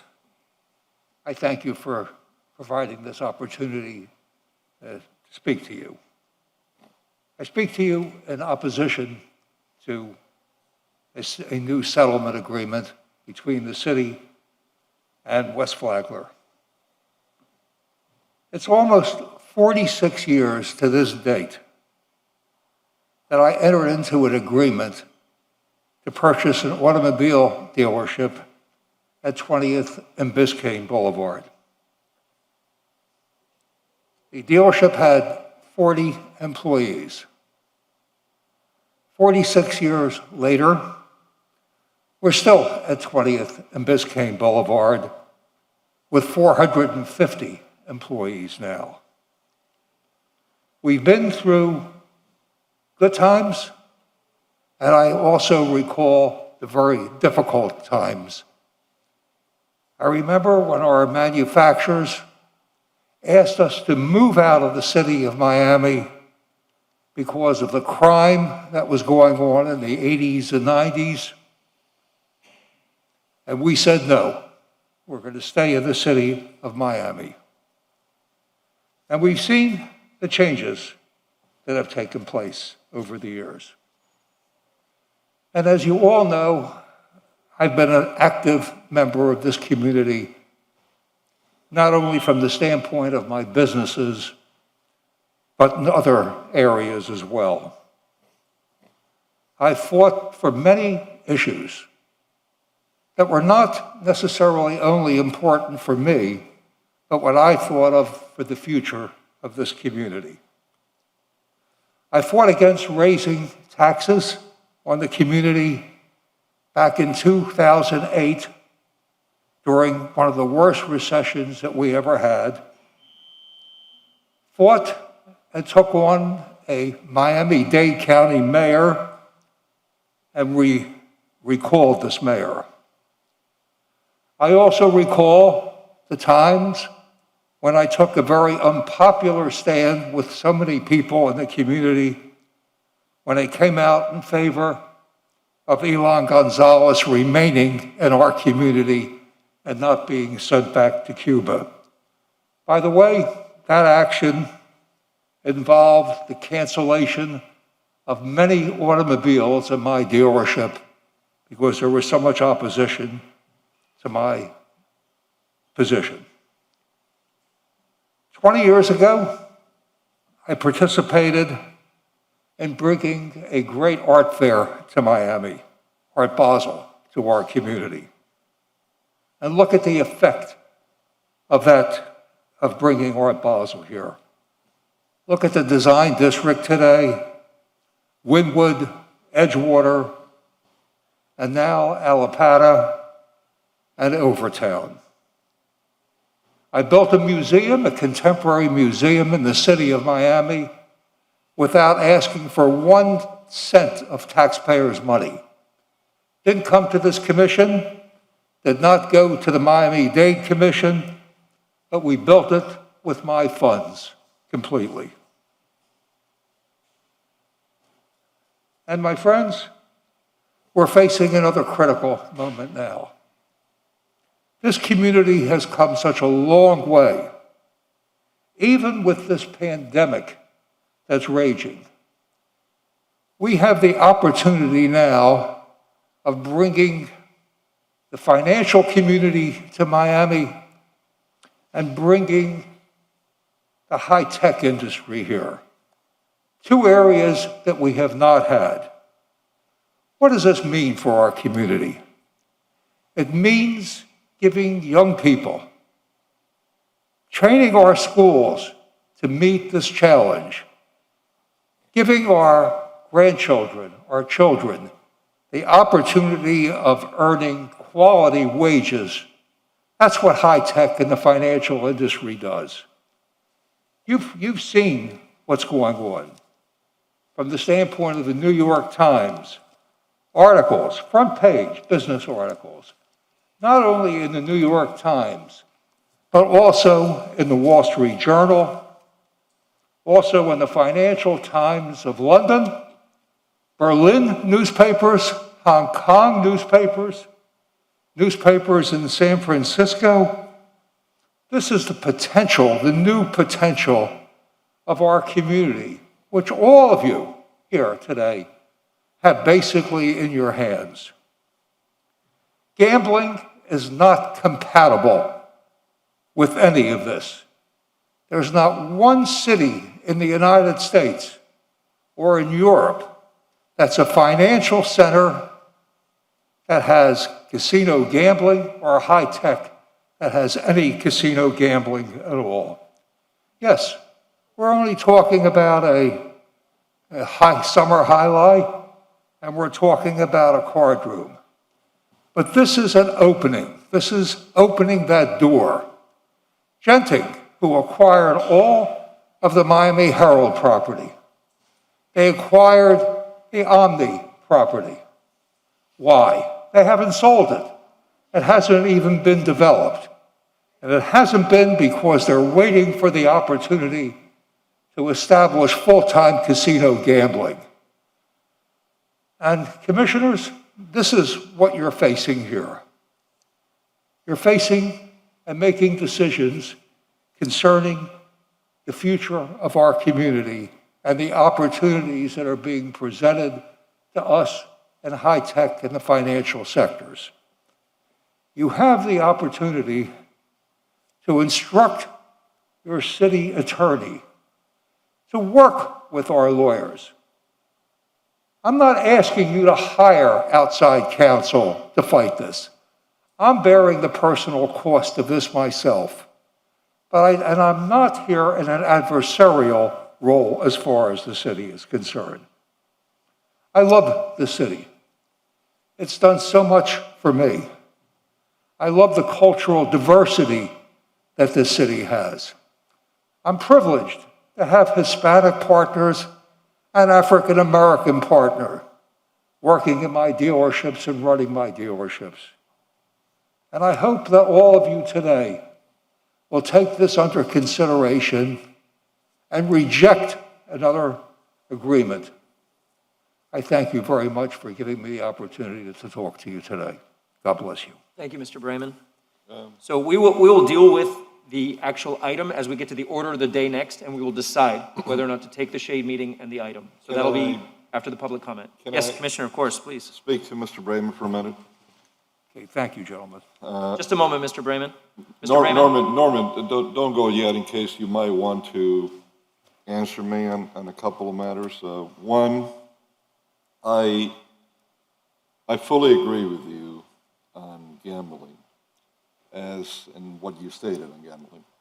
As sexy and as exciting as gambling sounds, and I respect the people that are in the business, it's not from Miami. I know a gentleman that is probably a little older than you are now, still alive. And he was supposed to be the guy that was going to be the eyes and ears, and he was being mentored to run the casinos in Havana by some certain individuals that ran them. And the one thing that he left implanted in my hard drive that still hasn't been kicked out, even though I've kicked out many memories in my life, unpleasant and pleasant in some cases, was what a guy named Meyer Lansky told him, that gambling is for suckers. And I believe that. It kills me when I see so many of our elderly that are living off of Social Security with very minimal amount of income to live off from, and they're out there in many of the different gambling places that we have in South Florida, spending what little they have. And, you know, you could win sometimes, but in the end, you can't beat the bank. You're going to lose it. And that's the part that stands out in my mind. The elderly that are giving what little they have to business establishments in the field of gambling. And this is why I agree with your premise of being against gambling. The issue here, though, is quite different. Do they have a right or not? And we'll get to that in a minute. But I want to ask you the following, Norman.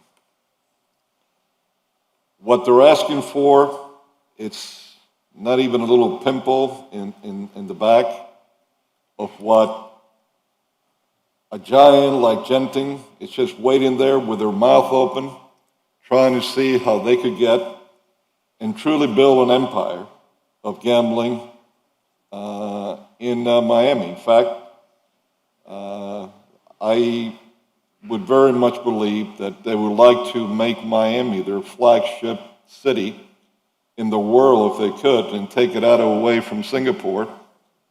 Previously it was Malaysia, and the former Lord Mayor of Malaysia, and yes, he does have the title Lord Mayor. It's the English always left very colorful titles, even when they weren't in charge anymore.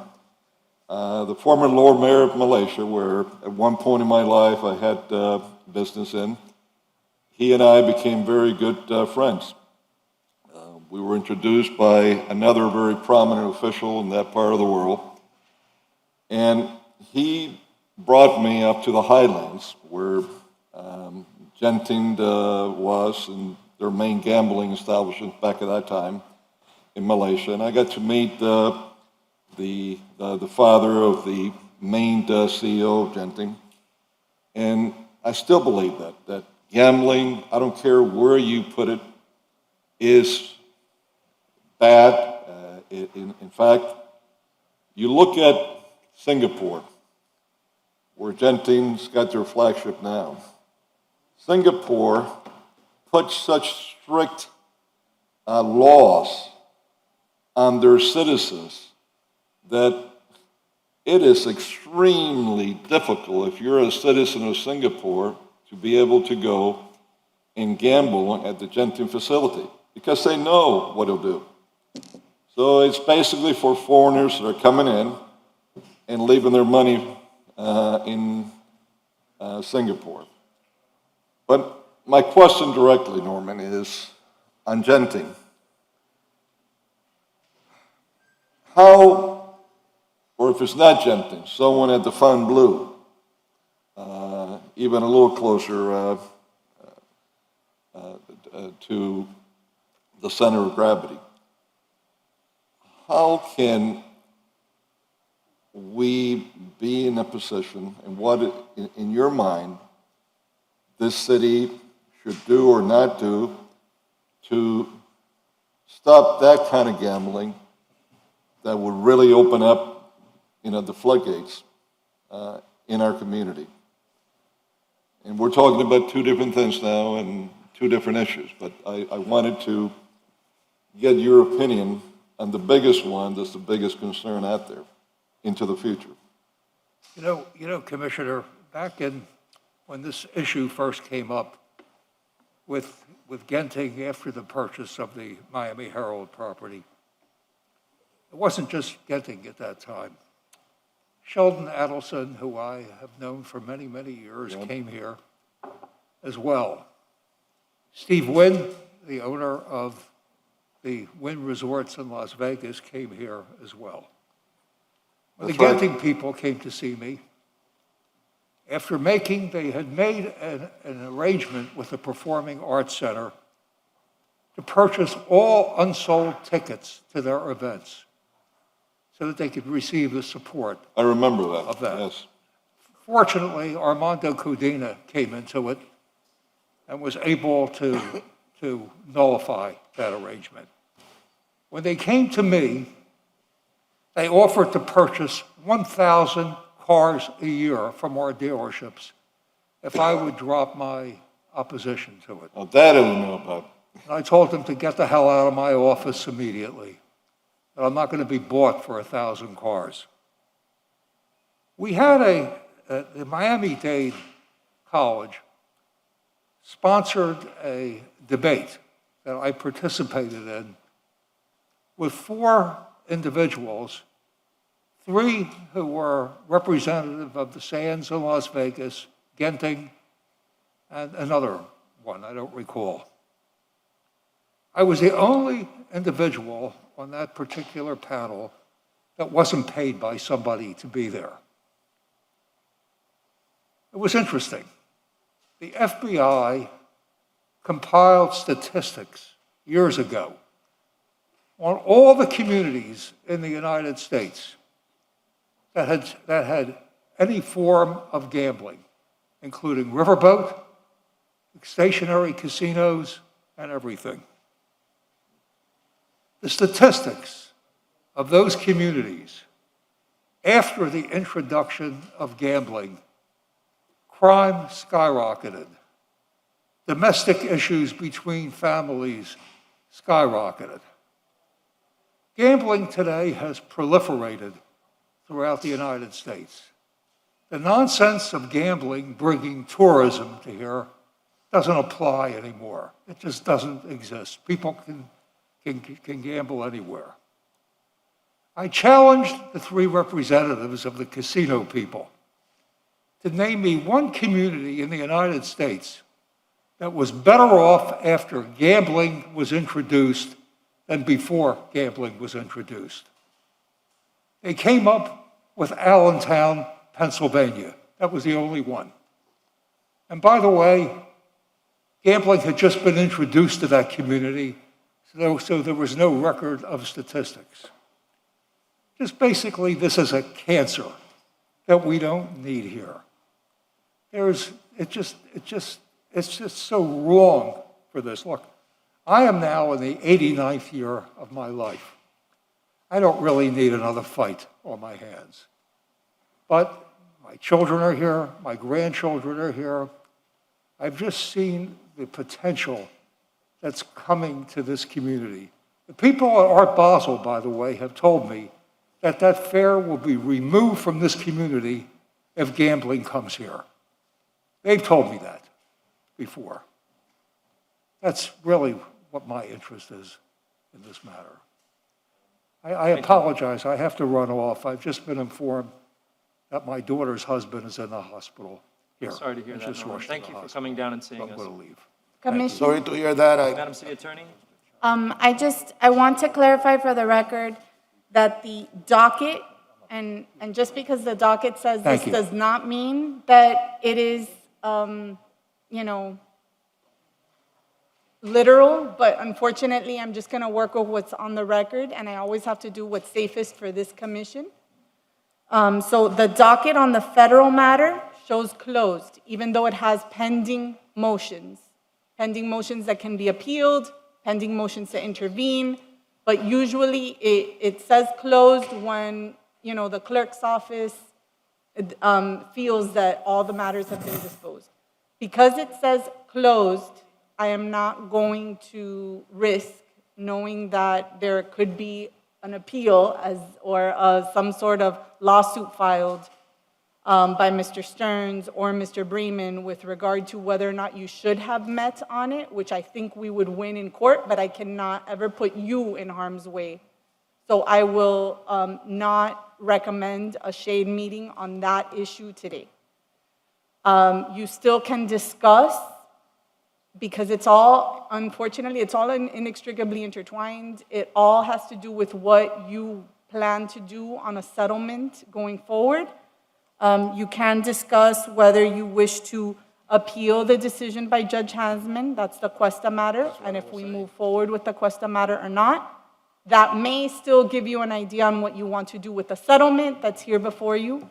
We can also reset this to the 25th to discuss individually and then have a better idea, or even maybe talk to Mr. Bremen about a global settlement. There is one thing that he really wants, and maybe that will resolve everything and everybody will be happy. So that is another option as well. Both sides would be happy. I know that I always butcher your last name, so I'm so sorry. So I'm just going to say Izzy, because that's easier. Havnik. I'm sorry, Havnik. I always butcher it, so I didn't want to butcher it.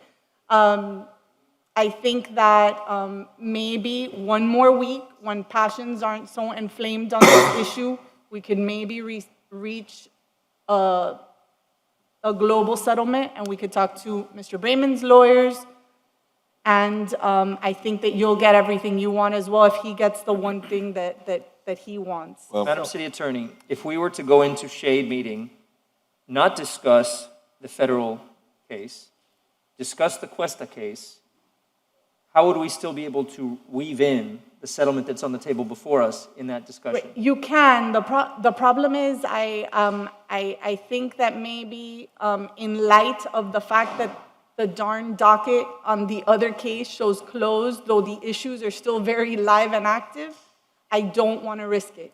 You would really... So you'd rather cancel the shade altogether for today? I'd rather do that to avoid, the issue. I think that they're all inextricably intertwined. They all have those pending motions. At the end of the day, it is still a very open case. Obviously, the gentleman that's here present, Mr. Havnik, is obviously, he has a pending issue that should be addressed as well, and that was the purpose of this settlement before you. But just in light of the way that Mr. Stearns is interpreting a closure of a matter, even though he is the one that revived it with intervening motions, I just can't risk that for you. Okay, Chair? Commissioner Okay. Diaz-Portillo, and then Thank you. Commissioner. The way I understood what you said, Madam Attorney, is that you would postpone it, not cancel it, right? To have it for regular, that's the way I understood it, what she meant. She didn't mean cancel altogether. And I don't know if it's appropriate, Madam Attorney, or not, because you're the lawyer and your advisors. So what's that one issue? What's that one issue that Mr. Bremen wants? Rather not say it in public, Okay. just because it was discussed at mediation. I can discuss it with all of you. Your outside counsel can discuss it with you. Okay, But it's a okay. global thing. It would not affect this settlement. It would probably make that settlement go forward, but So you would discuss it with us privately, individually, or you would Yes. discuss it at that shade meeting? And if you no, would- no, individually. Individual, We'll all okay. discuss it. Okay, and then if we have a shade meeting, you want to come back and maybe you can have some conversation between now and then? Right. And maybe we come back the next commission meeting, I guess, right? It would be the 25th, and then I would probably modify the title of the shade meeting as well before we end To today. put it in compliance with what your concerns are, right? With the concern that was raised, That was that I raised just today. don't want to litigate for fear of just not knowing the exact outcome. I think that's a common sense approach. Thank you. Chair? Thank you. You're recognized, Commissioner Carrillo. Madam City Attorney, if we wait to the 25th, we're not giving up any of our rights on timing? Okay? No, we're not giving up any timing rights. Then I suggest that that's what we do. I think that if there's any possibility of reaching an agreement that everybody can live with and would avoid litigation, that's always the best way of going, if it's possible. Sometimes it's not. Okay, Thank you. And okay, let's you're recognized, Commissioner Reyes. let's follow Madam City Attorney's advice, and let's wait. Let's Thank wait. you. We are not giving up any time that we will be able to Understood. file an appeal or anything. And, That's fine. and Mr. Havering, thank you for your patience. I will recognize you in a minute. I just want to try to settle this issue with our city attorney. Well, I do think you should know, however, that we are going to call the judge and react. Let me recognize you in- That there's going to be no settlement anymore. I just said, give me a second so we can work on this issue, and I will absolutely recognize you and give you as much time as the other side had, because I do respect and very much want to hear from you. And apparently we have calls as well with regard to this item. Madam City Attorney, my question is this. I really would like to get into shade when we possibly can to really align ourselves as a body. We may not be in complete consensus, but we need to have a unified front as a city in our legal strategy. Can you not hear me? Just a moment. Get closer to the microphone, because when you look at me, then it's not as when you look at the audience. I apologize. She can't read your lips, in other words. Yeah, nobody can read my lips right now. And that too. In shade, we passed an ordinance, right? It's not a moratorium on gambling. It creates a path for where gambling is appropriate in neighborhoods where they would have a say. And that ordinance was passed correctly. It is in our code now. In my mind, we as a city should be defending our code. Our initial position is to defend that code. Now, there is disagreement, and that's the crux of the lawsuit, as to whether or not this new piece of code affects someone who believes they were in application. Before we take a side in this issue of whether or not to settle, not settle, I would like us to begin by defending our code. And if there's a discrepancy from that, we definitely need to get into shade if there is active litigation. And if there's not, we need to discuss it up here in a sunshine meeting. My question is, because it sounds so counter to each other when I hear Mr. Stearns presenting and I hear our city attorney talking, why shouldn't they be, in a sense, collaborating or at least comparing notes to see what their position is and if it's not aligned with our position. I can see their position is no gambling at all in the city of Miami. That is not our position. But in this case, in this federal case, we may have like positions. And so I'd like to know if you are open to working together with Mr. Stearns, at least on collaborating notes, to see if there is an alignment. And that way, when we come into shade, we'll have a bigger picture and a bigger set of tools with which to work. I obviously will do whatever it is that you direct me to do as a commission. Thank you. I mean, that would be. Well, go ahead. I'm sorry, Mr. Chair. You're recognized. I don't think that's what he asked. I think what he asked was, are you willing to talk, have conversations before our shade meeting to see if we have some more clarity when we get to that shade meeting? In other words, it's not a question of us giving you direction. I think he already made it very clear. The vice chair made it very clear that he wants you to have conversations. There's some common ground that could be found. I personally don't think there is, but let's say that at least you need to explore that, right? Before the shade meeting, so when you come to us, you come to us with different options. I think that's what you were asking. I would like to at least see them have a discussion and we can give that direction. But at the end of the day, we're either trying to seek settlement or we're trying to defend our code. And Right. we haven't had the shade meeting for us to decide where that's going to be. But I want to talk, if I can, just for a Yes. few minutes before Mr. Havnick, about defending our code. Yes. I wasn't here, but there was a process, and I know Commissioner Reyes talks about process often. There was a process that was followed according to existing law.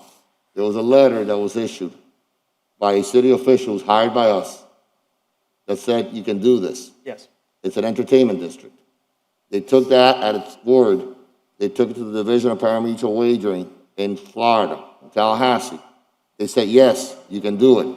They followed a process that was told to them that it was a process. And then they were told, hold on, Twice we followed it. hold on, am I finished? Then they were told, hey, 23 days after they did everything else, then they were told, hey, we're going to move the goalpost. We're going to change the law to say that it requires a 4/5 vote. They were heading towards the end zone, and the goalpost was changed on them. Yeah. That appears to me, I wasn't here to be unfair. And that was what always concerns me about, so it's not an issue of whether, and I have great respect for Mr. Bremen and what he's done for our community. It's not an issue whether you're pro-gaming or anti-gaming. For me, it's an issue of process and fairness. Absolutely. And that's my concern. At the same time, I do agree with Mr. Bremen and Mr. Stearns that perhaps when I was a state senator, I was a pro-gaming legislator. I was the chairman of the committee that oversaw gaming. That was many years ago. Miami has evolved, and perhaps Miami is no longer a place that should have gambling everywhere. But I do believe that there are many cities in the world, not in the United States, I do know, that have destination casinos and have places spread out throughout a city, cosmopolitan city, that has different gaming places to go to. For a certain, not for the elderly, but for tourists and for people that enjoy that kind of activity. I believe a city like Miami has to have a little bit of everything. If you don't like something, then don't go. That's right. But you don't have it in every little corner so that like the lottery, for example, the worst kind of gaming that we have in Florida is the lottery. That's the one that hits the lowest income people. Absolutely. Right? I mean, it's legal. So there's a balance to be found here, I think, if conversations can be had, and perhaps we don't get what we need to get, but we have to be fair in assessing what happened. Before I got here, that there was an unfairness to that process, and now we're faced with a decision of whether we respect or we reject the unfairness of that process, or we simply don't agree anymore that, hey, you know what? We should no longer have gaming. Mr. Chair. This is, So that's the balance. if I could just respond to Mr. So that's the Reyes. balance. This is the crux of the argument, and I agree with you. Process is process, and if their foot was in the door, they have a right, as of right. If their foot was not in the door and the ordinance preceded whatever would give them that grandfathered ability, then the ordinance prevails. And I want to study and understand how that ordinance reads compared to the law, and what our chances are if we were to press that. And if we were to have no chance whatsoever, why would we go into a fight with someone who has a position as of right. My instinct is that I believe that the ordinance was passed in process prior to them having a grandfathered ability to move forward. There is clearly a difference of opinion on that, on a substantive basis and interpretation. So And the legal, and the lawyer, you, our city attorney, has to tell us what the odds are. If they were treated unfairly, my gut, you're the lawyer, you're the attorney, tells me that we lose because they went through a process. If they were in fact grandfathered, that we changed the rules on them after the fact, that there was a retroactive ordinance to avoid something from happening that was already, that they followed every rule to make it happen. Yeah. And if we went in and said, we no longer like the idea there's gonna be a casino on Biscayne Boulevard, let's pass an ordinance to stop it from doing it, specific to them. not to stop it, but to create a path. There was no moratorium created by that ordinance, but rather a path with public hearing. That's what the attorney will tell us. And That's what our city attorney will tell us. And then if she says to me, and I hate to bring it up because it's nothing to do with you, but Flagstone and other true. issues. It's a that we valid have, point. I hate to lose in court and I hate to create liabilities for our city. And I don't want them to come to us and say, they're gonna win, and it's gonna cost us money again. So we're relying on your legal opinion, Madam Attorney, to tell us, hey, this happened or didn't happen, and then that's why we have to have conversations. If you don't have those conversations. And this is why I would like to have a bit of a counter voice, because I believe our city attorney is being conservative and fiduciary responsibility, with her fiduciary responsibility to the city to keep us at lowest risk, lowest exposure, right? So it's for us to weigh whether the code and the intention of the code outweighs that risk. And I would like to have the other side of that voice that really is passionate on the gambling issue, but through that they're clearly studying the letter of the law and our code, to work together with you to give us a more holistic picture of it, to see if we really do have a leg to stand on if we were to move forward with this rather than settling. Because I do not want to put us at financial risk, but I also do not want us to just settle and fold on our code that did go through a process. So I'd like you to have as much information and for us to have as much information as possible. So it'll be up to this body, and I'll recognize Commissioner Reyes in a second, but I would like to direct the city attorney to work together with Mr. Stearns and his team just to compare notes and make sure we have a full picture to make our decision. And I respect, Madam City Attorney, your position to protect us from a financial, I see exactly where you are on this. We may or may not agree, but I want to be careful. Commissioner Reyes, you're recognized. You guys took so long that I forgot what I was going to say. I do that sometimes. I've never seen a body that people like to hear themselves so much. We do, don't we? Okay? Maybe because my field is more the science than I am very short and straight to the point. You see, Commissioner Diaz de la Portilla he was referring to the process, and that is precisely what drove me in my vote. You see, a person, I think that when a person goes through a process and meets all the requirements, you see, then that person, it is unfair because of philosophical disagreement with what that person has achieved to go against it. I know that many people have a philosophical adversity to gambling, you see. I do too. As a matter of fact, in 2009, or it was in 2008, when the lottery was going into there was a referendum for a lottery, I went public and I went against it. I said, that's going to affect the low-income population more than anybody else because there's the hope that they're going to get millionaires. As a matter of fact, they are the ones that gamble the most.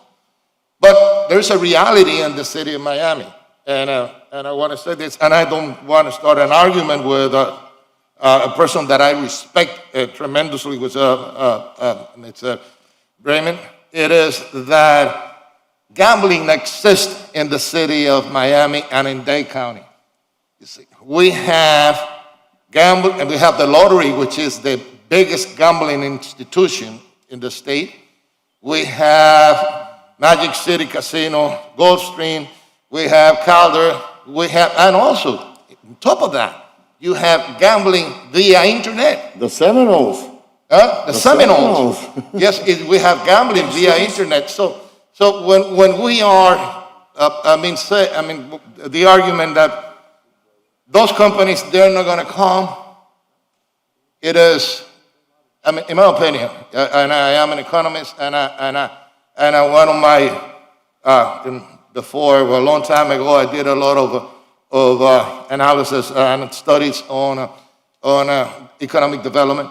That it is not valid in my book, because they want to come now that we have. And this is, as Commissioner Carollo said, it's just a little pebble because, they are not, this is not a huge casino or anything. They went through the process, okay, fine.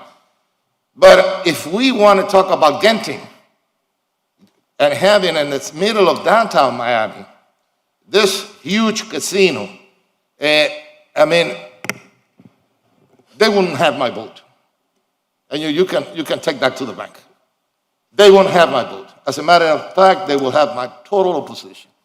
You see, gambling exists in the city of Miami. It's a fact. It is a fact. You see? And those companies that want to come here, you see, they are coming given the conditions that exist in the city of Miami. They're trying to, saying that they're going to be, they're not going to come and because they're afraid of gambling and all of that. Well, I don't think it holds much water. I know that the objective here is to stop that mammoth of casino that Genting wants to place in that old Miami Herald property. You see? They could have any development that they want over there.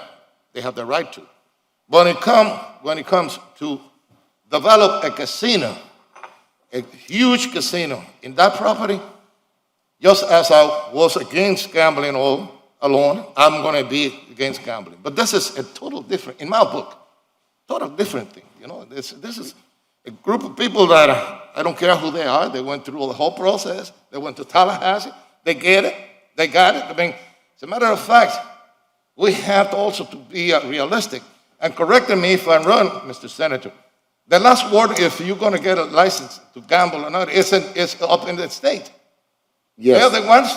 And there's a referendum that passed. That's right. That there will be no other licenses issued. Absolutely. So they have 27. That's Okay. it. They're done. So And that is something that I would like to discuss with my fellow commissioners. And the only way that we can do that is initiate. Thank you for that brief retort. Commissioner Carrillo, you're recognized. Thank you.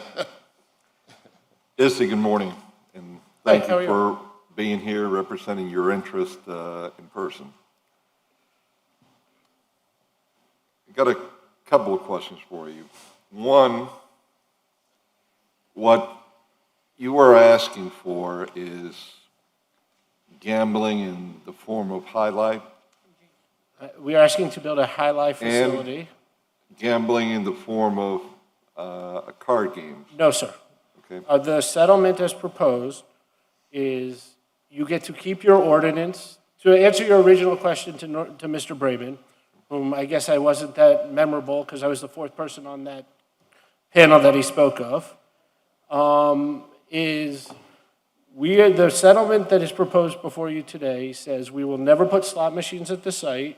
You are going to permit us to do the highlight, and we are going to come back to this body for a vote on whether or not we could do poker. Whether or not you could do? Poker. Poker, okay, but in essence, you're correct and I'm correct. We're talking about those two types of gambling, except you're coming back for the poker because you can't get it done all in one ordinance. You have to get one and then come back to the other. Well, state law says we have to, yes, sir. I understand that. Now, I know what state law says now. I think one of the concern of Mr. Braman and people like him, and frankly myself, is if the state law changes or something else would happen, would you go then into slot machines or other form of gambling? We have committed to no slot machines in the settlement, so once it's binding in the courts, we cannot put slot machines in the facility. Okay. You have committed to slot machines in the settlement. Have you committed to all other forms of gambling? We've only committed to the forms, we've only discussed with the city attorney the legal forms of gambling in the state of Florida today. Okay. Would you further about, besides rather, the agreement, be willing to put a deed restriction in their property? It's not our property, so we'd have to deal with the person we were renting the site from. Which, that represents another problem then in that. All right. How long of a lease do you have on that property? For as far as we look at it, in forever, because the permit is tied to the location site that it's at. Right, but my question is, it's not your property, but in order for you to have the property, you have to have a lease with the owner then. And in order for him to be able to have the license on his property, he has to have us. So we are going to live symbiotically, hopefully forever. Madam, There is no lease yet. Huh? Meaning there is no lease yet. Correct. Madam City Attorney. There's an agreement in place between us and the person. What's the agreement? MOU. On how it's going to work, and it goes How forever. many years? I think Commissioner It never expires. It never expires. Is there a termination clause? No, because the state, as you know, grants the gambling license to one person. So we would own the license. If they were no longer to be happy with us, the license would go away. They were to throw us out. Thank you.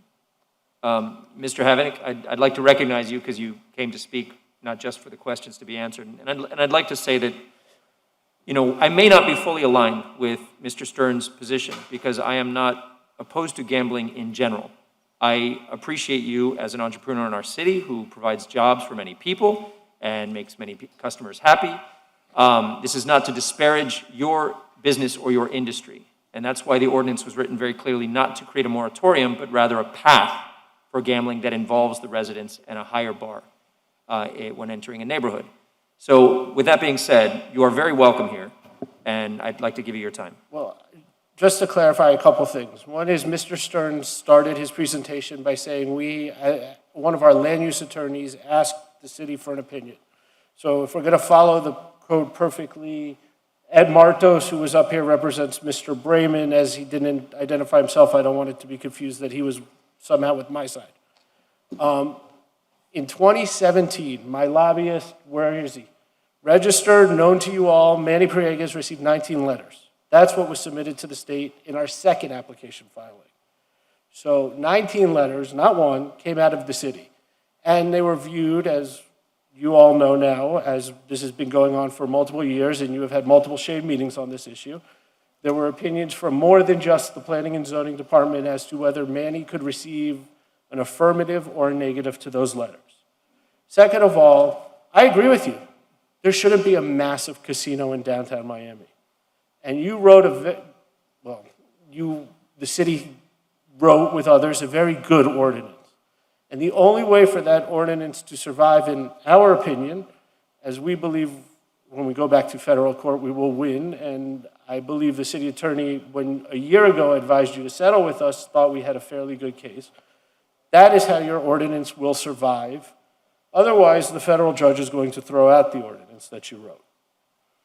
I'm not going to take as much time as the other side. You guys have seen me here for many, many years. I've always offered to answer questions. Fact of the matter is, we have lowered crime around the two existing casinos in the city of Miami proper. So you can't, that argument is moot. When Mr. Brayman asked what good a casino has done, I mean, the casino gave $500,000 to his museum. I didn't hear him complaining about that. We have been good corporate citizens. We have done everything, and since 1950, when my grandfather started the business in this city, we've never had a problem with anyone. We've never said no. We've done everything this city has ever asked of us. And although I probably shouldn't say this publicly, I'm willing to bet of all of the businesses in this city who did not receive a penny in PPP, We are the only one that I know of who kept 580 people employed in every one of your districts and paid for the entire pandemic. At a cost to my mother. My mother paid those people. We didn't get we didn't get $5 million in furlough 300 employees like other businesses who've been here representing today. We do what's best for this community. And this community is more than just one little thing and one person who lives on Miami Beach. We want to grow with the community. We've been open and honest with you from the get-go. This is highlight only. I get to come back and make a pitch to you all again, because I know how much you love seeing my face. Maybe by then I will have actually gotten a haircut and shaved, to ask for poker. That's it. That's all we're asking for. Nothing that's not in the city limits, nothing that other businesses don't have, nothing that there aren't BTUs for in the city. It's very simple. And we're offering to waive the attorney fees. So we're actually saving you money. It's simple, but we're going to, as I could already see the way it's going to be, we're going to get kicked down the road again. We've been kicked down since, what was it, a year ago when we had the first settlement meeting, when we were here till 11 o'clock because a court reporter got a flat tire. And it's unfortunate because one person doesn't want a big casino. That's great. This prevents the big casino. Your ordinance that you sponsored, and no offense to Commissioner Diaz de la Riera, but Commissioner Gort sponsored. You guys were the sponsors of that thing. And we're asking you to keep it in place. So I don't need to belittle. This isn't casino gambling. I'm not going to give you the big scary story like Mr. Stearns did or Mr. Brayman with Las Vegas Sands and all of those people. They've all moved on. The writing is on the wall. The only one here is Genting. And you want to get rid of Genting? Keep your ordinance. We want you to get rid of Genting too. But this is solely about a high-life facility on a small parcel of property in an area that, as someone who lives in the area, is starved for more entertainment. And it's a fun, wholesome, happy activity. I don't think anyone has ever complained that Highlight is not a fun sport to watch. I don't want to be facetious, and I'm not being. I knew Norman lives in Miami Beach. I'm wondering where you live at. I live in Edgewater. Edgewater, okay, city of Miami, good. And the reason I ask that is that I'm finding more and more that most of our large business owners don't live in the city of Miami. So I was just wondering where you live. That's good. I'm glad you lived in Edgewater. I live in Commissioner Russell's district. I work in Commissioner Ray's district. I work in Commissioner Diaz de la Portilla's district, and I cause trouble in your district and Commissioner Watson's district. You have people that are in all of our districts. That's not the question, though. Does your mom live in Edgewater too, or not? My mother does not live in Edgewater, no. Okay. She lives outside of the city of Miami. She lives just outside the city, yes, sir. Okay, so but two of my siblings also live in the city limits. She is the main owner there, or how is it broken up? No, my aunt lives in the city proper. She lives in Commissioner Russell's district also. And one of my cousins also lives in the city. Well, good. I'm glad that you live in the city. I wish more of our top business owners would live in the city, but I've found throughout the years that very few do. I'm glad you do. My mother would tell you when she bought her house, it was like way back when, it was close to the city, if not annexed or something. I don't know. It was a long time ago before I was born. Thank you. All right, Joe, thank you for clarifying how many votes I'm losing. Are you running for something, Commissioner? I thought you were term limited. I thought you were retiring in a couple of years. In all seriousness, Commissioner Russell, the settlement we had, and Vicky, I'm no lawyer, so if I massacre this, please help me. I believe had a release that if it was vetoed or didn't get approved by the commission, we still went back to court. So it's not like it was a dead issue. Yeah. And also, since we weren't afforded our right to come back, as Judge Hansman ruled we should have been, for a veto override, if it was possible. I'm not saying it would have been. That's why we're back here today. Yes, I would like to get into shade as soon as possible. I would like to understand fully if you have rights and your foot was in the door or not, so that we know the strength of our case and we can make solid decisions. So thank you for coming today. If I can, I think I might be able to help Recognize yourself. Steve Helfman. And I have helped Mr. Brayman through the process with you all early on when we created that ordinance together. So I have a deep understanding of it. For the benefit of those who were not here, this issue has been alive for several years now. The issue of vested rights was argued at multiple public hearings before this commission, before the commission voted in the ordinance that included their property. They came before the commission with multiple lawyers, I think from Holland and Knight, from Adam Hall and Lamb, I think it was, Ronnie Book. They came here with a slew of lawyers arguing vested rights, that they should not be caught up in that ordinance. Your city attorney told them at least 4 times on the record, after hearing all of the evidence, that they had no vested rights. She sat here and looked at these gentlemen, heard their entire case, and said, you have no vested rights. Okay, I can bring you the transcripts. Okay, so you can go back and ask her now, again, if you want to, whether they have vested rights, but I can tell you that on the record, when given the chance on multiple occasions, she said they had no vested rights. So, we can continue to beat this to death. We do not understand why the city attorney never called us when they got sued. We were in this together with you. We helped draft it. We were never given notice of the lawsuit. We were never called. We were never asked, can you come in and work with us on this? You helped us draft this, okay? Nobody called us. We became the adversary, okay? Mr. Brayman became the bad guy here, okay? We don't know why. We never got a single phone call from this lady. Not one. Nobody. From the city attorney, not from the city attorney. We found out about this when I got a notice of a deposition 6 months into the litigation that they filed against you.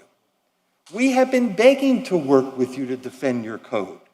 We think you did the right thing. She thinks you did the right thing. For some reason, they're afraid now. But they don't need to be afraid. Are you willing to indemnify and hold the city harmless? We're willing to represent you and the city and handle it. I don't need your representation. There is no we have damage. outside counsel for that. First of all, are you willing? Is your client willing to indemnify? One at a time. We are here with you. Hold on. Okay. Calm down. Calm down. I am. We're here with you. We're here with you. Mr. Brayman made the offer. He has his entire team to defend the city, okay? There is no damage claim. The damage claim, which he's afraid of, was dismissed by the court.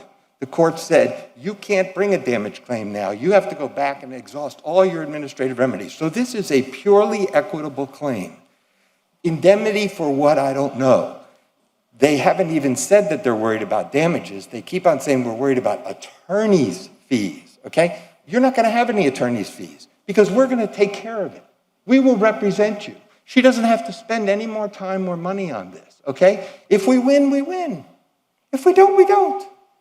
But why are we become the enemy?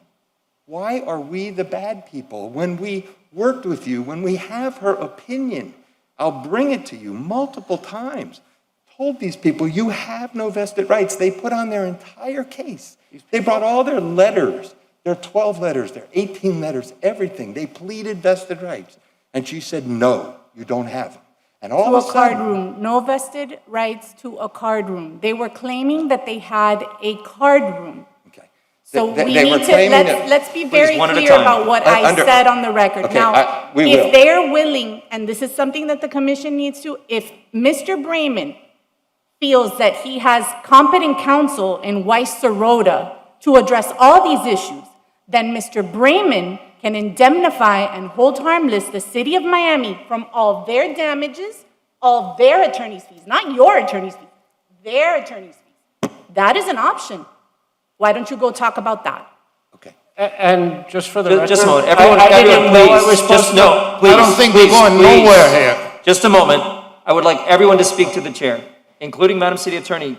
Everyone asks, please, to be recognized, because when you blurt out, then it begins an argument. Well, but it's And then we're going in circles, all of us. Let me share with It's you. a vice chair, not the chair. Let me share with you also. Thank you. Please be recognized through the vice chair. One final thing, just so we could try to wrap this up, because I know this has gone a long time. We believe there is a global solution. Commissioner Carollo touched on the issues. He tried to touch on the issues to see if maybe there's a solution here. He asked about, what are you limiting yourselves to? And how long is your lease? And all of those issues. There may be a global issue here. We may be able to have a global settlement.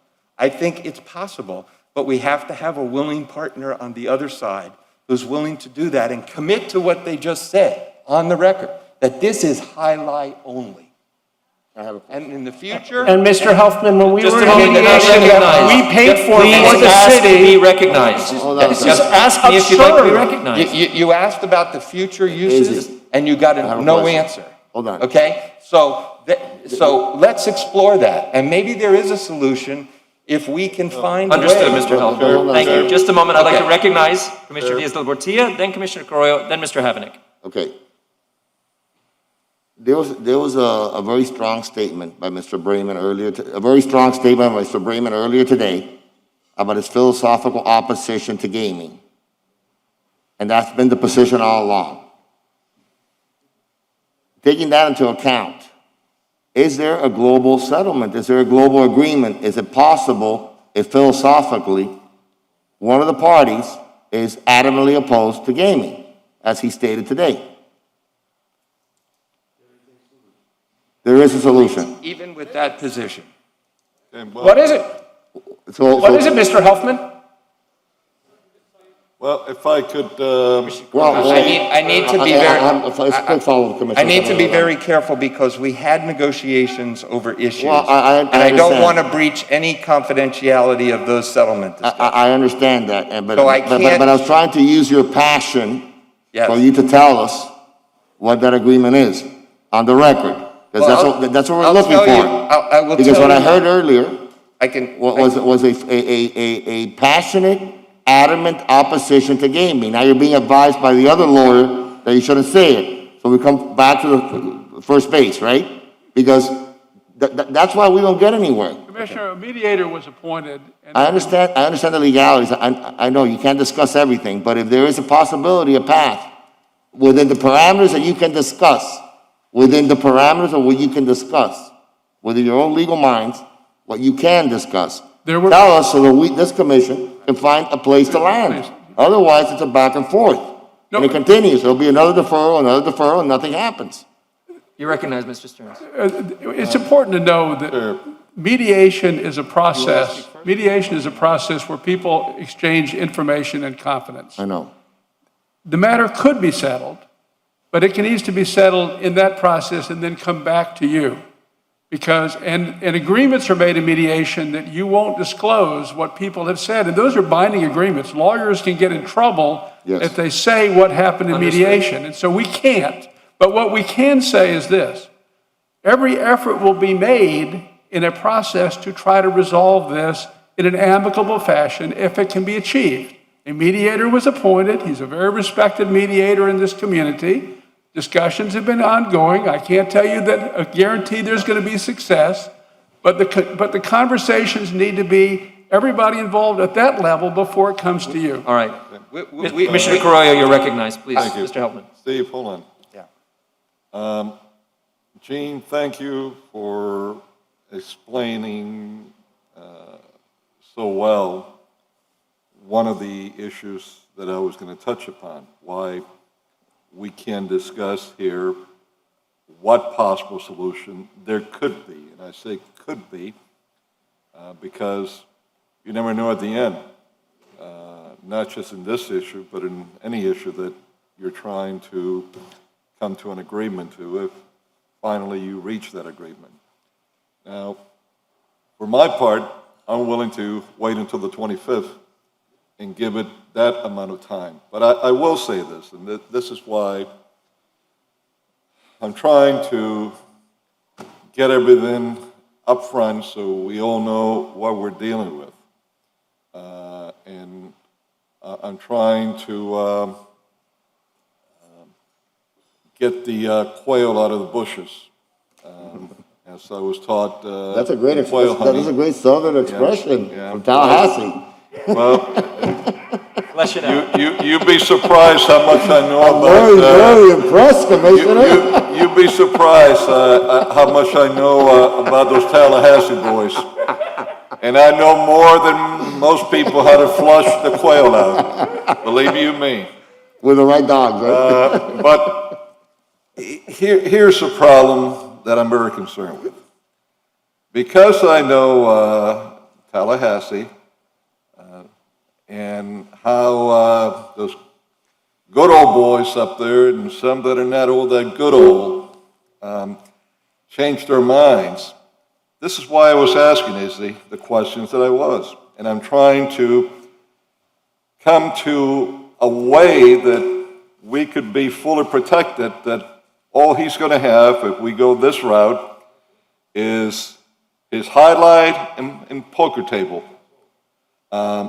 And then if Tallahassee comes up with a few years later with the new law, like they love to do, depending who's up there, then I don't want to see Izzy come back and say, well, you know, Tallahassee did this, and I could get slot machines, I could get the dice being thrown in, and who knows what else, you know. And that's part of why we need some time, because I need for the city attorney to guide me if there is anything we could do that we could be fully satisfied that what you're telling us, that's all you'll ever be able to get. And you know, so Commissioner, this is where I'm at. Commissioner, That would be just a moment. Commissioner, are you recommending March 25th or February 25th? Because February 25th is in 2 weeks. I believe they Well, mentioned you a month. know, we were talking about February 25th, I believe. I believe Because we were saying to I give think a if we go to March 25th, we lose our times for any appeals or anything else. That's right. There's nothing to appeal because there's no appealable issue yet. The summary judgment is not a final order in that case, so you can try to get it Yeah, but reviewed. has that summary order judgment been signed? Summary judgment's been entered, but it's not a final order that's necessarily appealable. Your rights are not expiring. I want to make one comment. Is that since if we all know Tallahassee, I worked there for years before I started practicing law, and the camel when he gets his nose in the tent is, of course, the issue that needs to be discussed. And you can assume, Commissioner, that that's one of the subjects that would rationally be discussed in terms of mediation. I would just come back to the point that this is an ongoing process, and if you want to put a time frame on, either make a deal or don't. But when it comes back to you, it would seem rational that every effort would have been made to achieve an agreement if one can be achieved. Well, Gene, what can we do from our side? Let us work, honestly, because this is, as we all know, this is making sausage in a public forum, and I worry that things will be said that'll make it impossible. I understand. We wanted to go to shade. And keep in mind, by the way, there's more issues than just sort of a spot zoning issue, if this particular developer has this particular right. And I understand Judge Hansman has already found that there are no rights created by these letters that we're talking about. That's in the court's orders. They don't like it, but that's what the orders. Okay, so, and everybody, by the way, and we deal with the vested rights issues, it's not just the person who claims an application has vested rights, but the community has rights, the public has rights, and the process applies to everybody. Not just the person who came in and nobody knew what was going on. It applies to everyone. So I only make the point is that there are 2 lawsuits. One has been dismissed, but it can be revived. One is pending. It's not dismissed, but an order has been entered. And you would expect rational people would be sitting and having a conversation. And I will tell you, rational people are having conversations. I can't really say more than that. Well, let me just say this before I ask the city attorney a question, so you could all understand why I am so concerned with getting guarantees that cannot be broken in any way into the future. When you have sometimes real small holes like this, you don't bother to plug them up in your home because you figure, well, there's no mouse that's going to be able to get through that. But once that mouse gets its little head through, he'll find a way to get his whole body through, and that's how they penetrate your house, with little holes that you think that no way can they get through.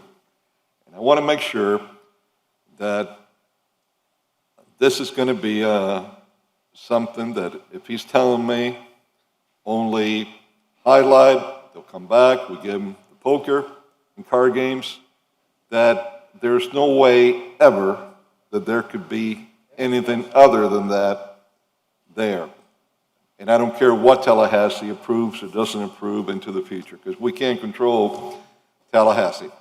Commissioner, you can assure that's the subject of conversation, but I would make another point. You always also have to worry that someone says, he got it, why can't I? Okay, and so if it's spot zoning, you get it, but no one else does, and this is how you got it. But that's another issue. That's something that we, This is through what's the being chair. talked about.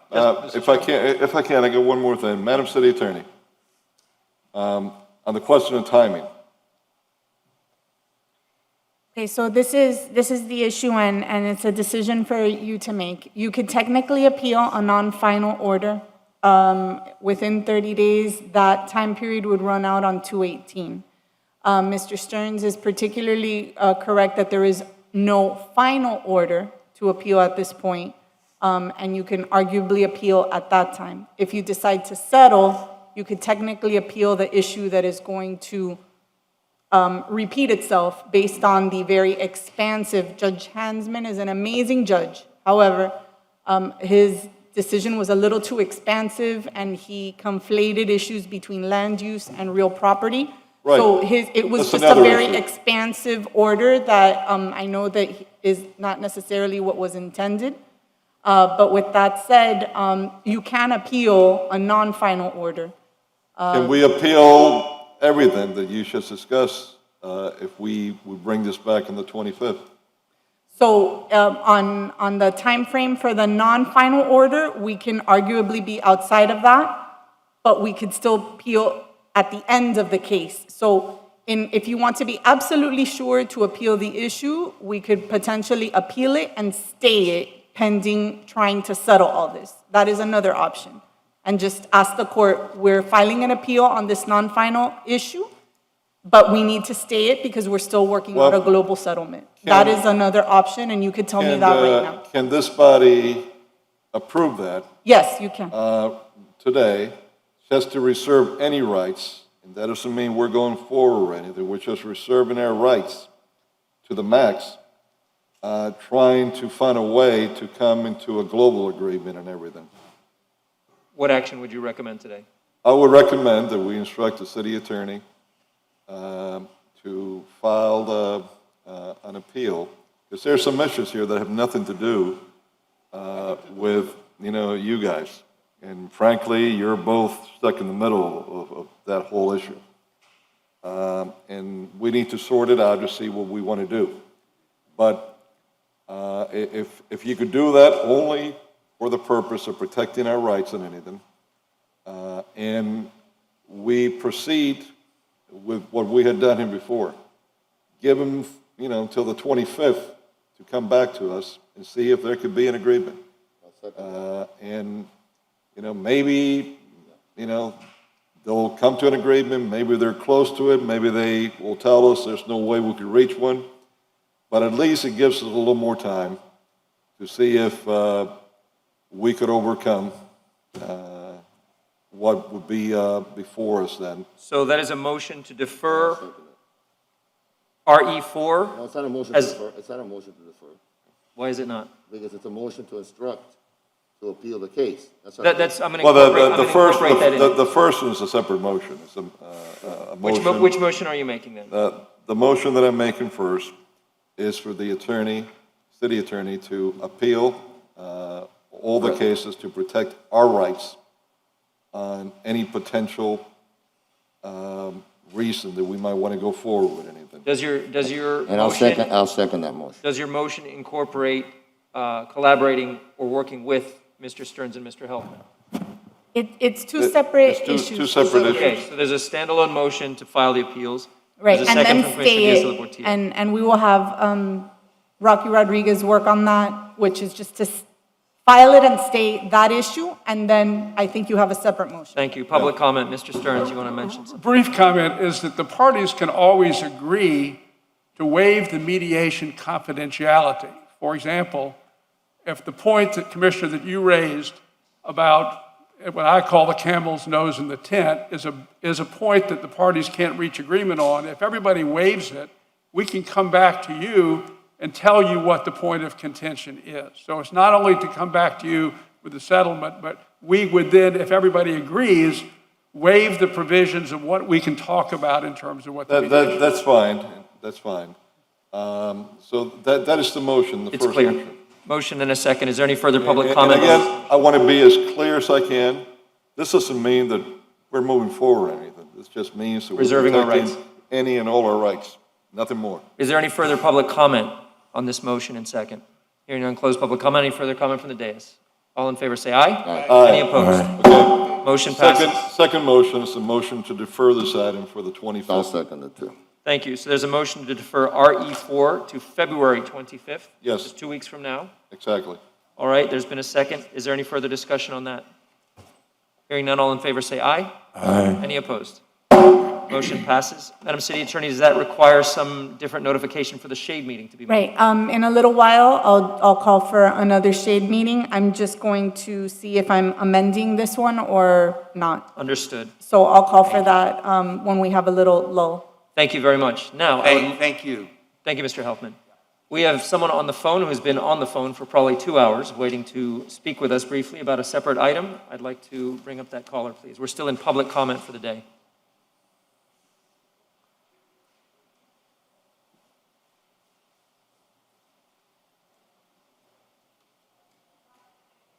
I'm waiting for it to ring.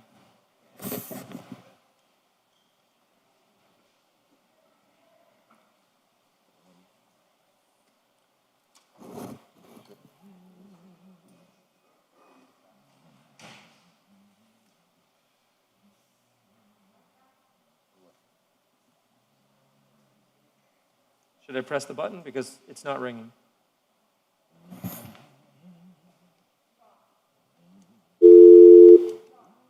They're gone. Okay. I apologize for those who are waiting. I know it's been a long morning of public comment. I know many of you have been waiting. So is there anyone else here who would like to speak on any of the items remaining on our agenda today? None? Okay, hearing none, we will close public comment. Thank you very much. I'd like to move to the order of the day. Mr. Manager. I guess it's still technically morning. You know what, we've lost two commissioners though, and the order of the day may be key for them as well. So we may take a break here in a moment. Todd, are there any mayoral vetoes?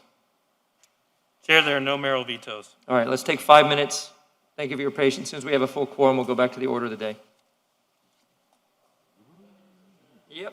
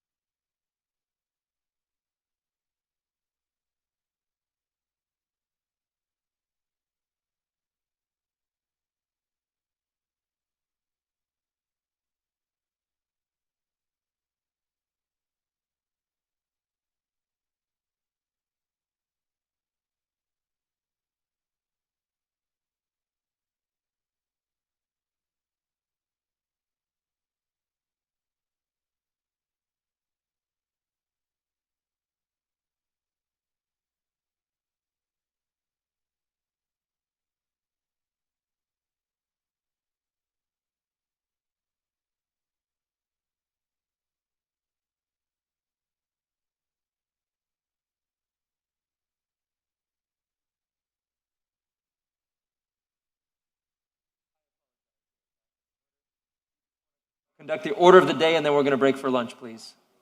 So we can set the agenda.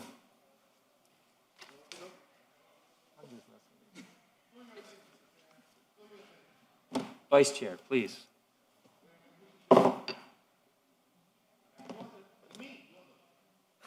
You're my chair.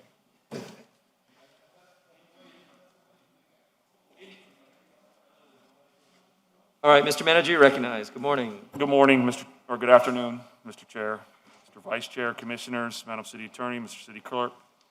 At this time, the administration would like to defer and or withdraw the following items. PH3. Which one? PH3. PH3 Yes. to be withdrawn. RE5 to be withdrawn. And DI1 to be deferred to the March 25th meeting. DI1? DI1, yes, sir. DI1. March 25th. All right, is that it, Mr. Manager? I'm sorry, I came in a few minutes late. Yes. Can you repeat it, Mr. Manager, please? Sure. PH3 to Hold be on, sir. withdrawn. Hold on, sir.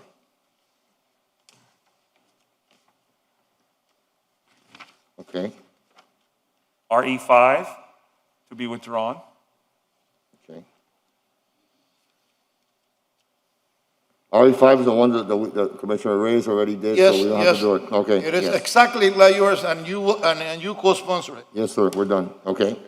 And DI1 to be deferred to the March 25th meeting. Thank you. Okay. Okay. Are there any other items that the commissioners would like to see withdrawn? Hold on, DI1, we're doing March 25th. 25th. Okay, that's good. Perfect. Thank you. Yes, Commissioner. What time will we be back? 3 o'clock, we have a time certain with the Army Corps. Okay, would it be possible, right after we have that item, if we could take up the resolution for Martinez. Martinez that RT we have on? RE2 and RE3. Yeah, We could do that before we break for lunch if you'd like. You want to do it? let's do it at 3, that'll be fine. Right after. Yes, 3 o'clock. let's do it. Okay. Let's do it. All right. Where were we? Okay, so any other items that commissioners would like to see withdrawn, deferred, or continued? I want to ask, Commissioner Carollo is on his DI2. I know that's his. We had the session last week, and there's some other information I want to get from the administration, including completion of a draft, so that we can come back and get it all in one. Sure, one would package. you like to include it in this, or would you like to defer this? Defer this till the 25th. Okay, I have no problem, I have no Give us problem. everything. I appreciate Okay. it. So, DI2 will be deferred to the 25th. February 25th. Thank you. And please, Mr. Manager, Madam City Attorney, work with Commissioner Watson and what he wants to include in that. Yes, sir. Mr. Clerk, that's DI2 deferred to February 25th. Understood. February 25th. Are there any other items for deferral, withdrawal, continuance? Mr. Clerk, Chair, I do have a series of co-sponsor requests I'd like to read into the record. that's fine. I'm aware of the following co-sponsor requests. PH1, Commissioner Carollo, Commissioner Reyes, Commissioner Watson. PH2, Commissioner Carollo, Commissioner Reyes, Commissioner Watson. RE2, Commissioner Reyes. RE3, Commissioner Reyes. FR2, Commissioner Russell. Thank you very much. Can you repeat that for me, please? Slower. The co-sponsorships? Yes, sir. Yes, sir. The co-sponsor request that I'm aware of, PH1, Commissioner Carollo, Commissioner Reyes, Commissioner Watson. PH2, Commissioner Carollo, Commissioner Reyes, Commissioner Watson. RE2, Commissioner Reyes. RE3, Commissioner Reyes. FR2, Commissioner Russell. These are sponsors, right? Yes, sir. Okay. Can you add me to PH1, PH2, RE2, RE3? Yes, sir. Thank you, sir. If I miss anything, once we take it up, I might give you my name to put me as sponsor if I missed anything. Yes, sir. Yes, Commissioner Carollo. DI6 and DI7, they're discussion items that I placed on the agenda based upon a meeting that we had with the manager and some pleasant folks that we met with yesterday, that I'm told that they want to be real helpful to us. I'm going to defer these. Mr. Manager, we need to be ready to move forward for the February 25th meeting. So if you can make yourself and whoever else we need available on this. And if I may, this is really for the rest of you. I think Commissioner Watson's well on his way with sizable tracts of lands that he has in his district. So I don't think we necessarily might have to do much buying there. But if I may ask the other members of the commission to look to see what lands you have in your districts that are city-owned already. I think the one that we might have the largest problem might be with Commissioner Reyes. It might be limited, so we might have to buy some properties there. Commissioner, yeah.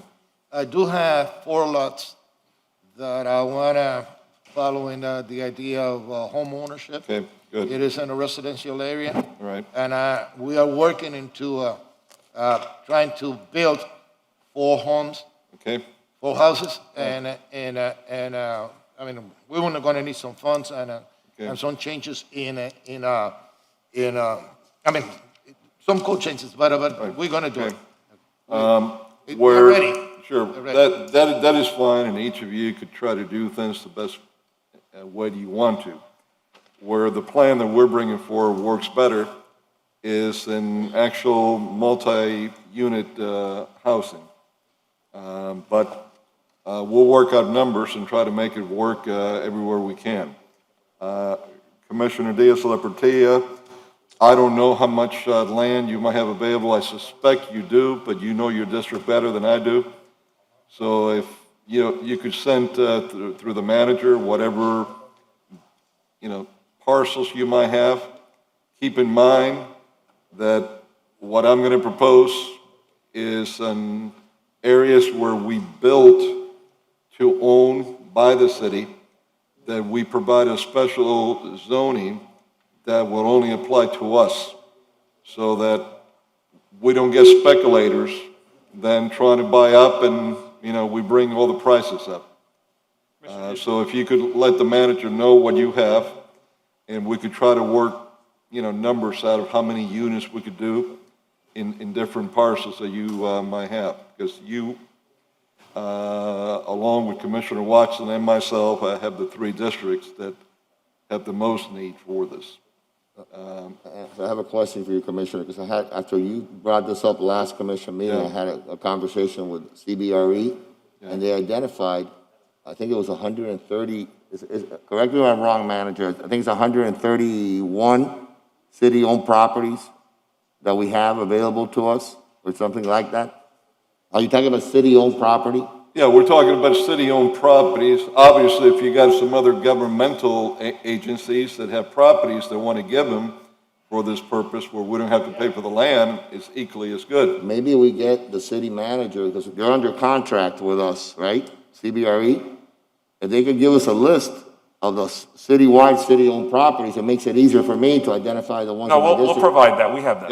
Yeah, all city-owned properties Sure. are vacant lots or just city. The problem is going to fall that I suspect you're going to have majority of those properties are small, single-family lots. Yeah, we have. That this really is not, we're looking to build a lot quickly.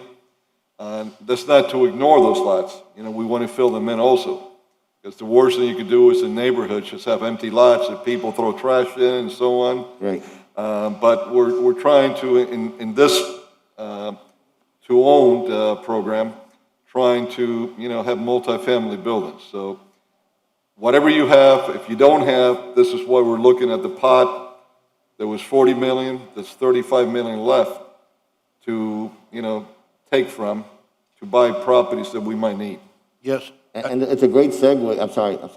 It's a great segue, and perhaps, I'm sorry, Mr. Vice Chair? You're recognized. No, I think Commissioner Reyes first, because that's a segue to a different item I want to talk about. That's right. Commissioner Reyes. And I do agree with it.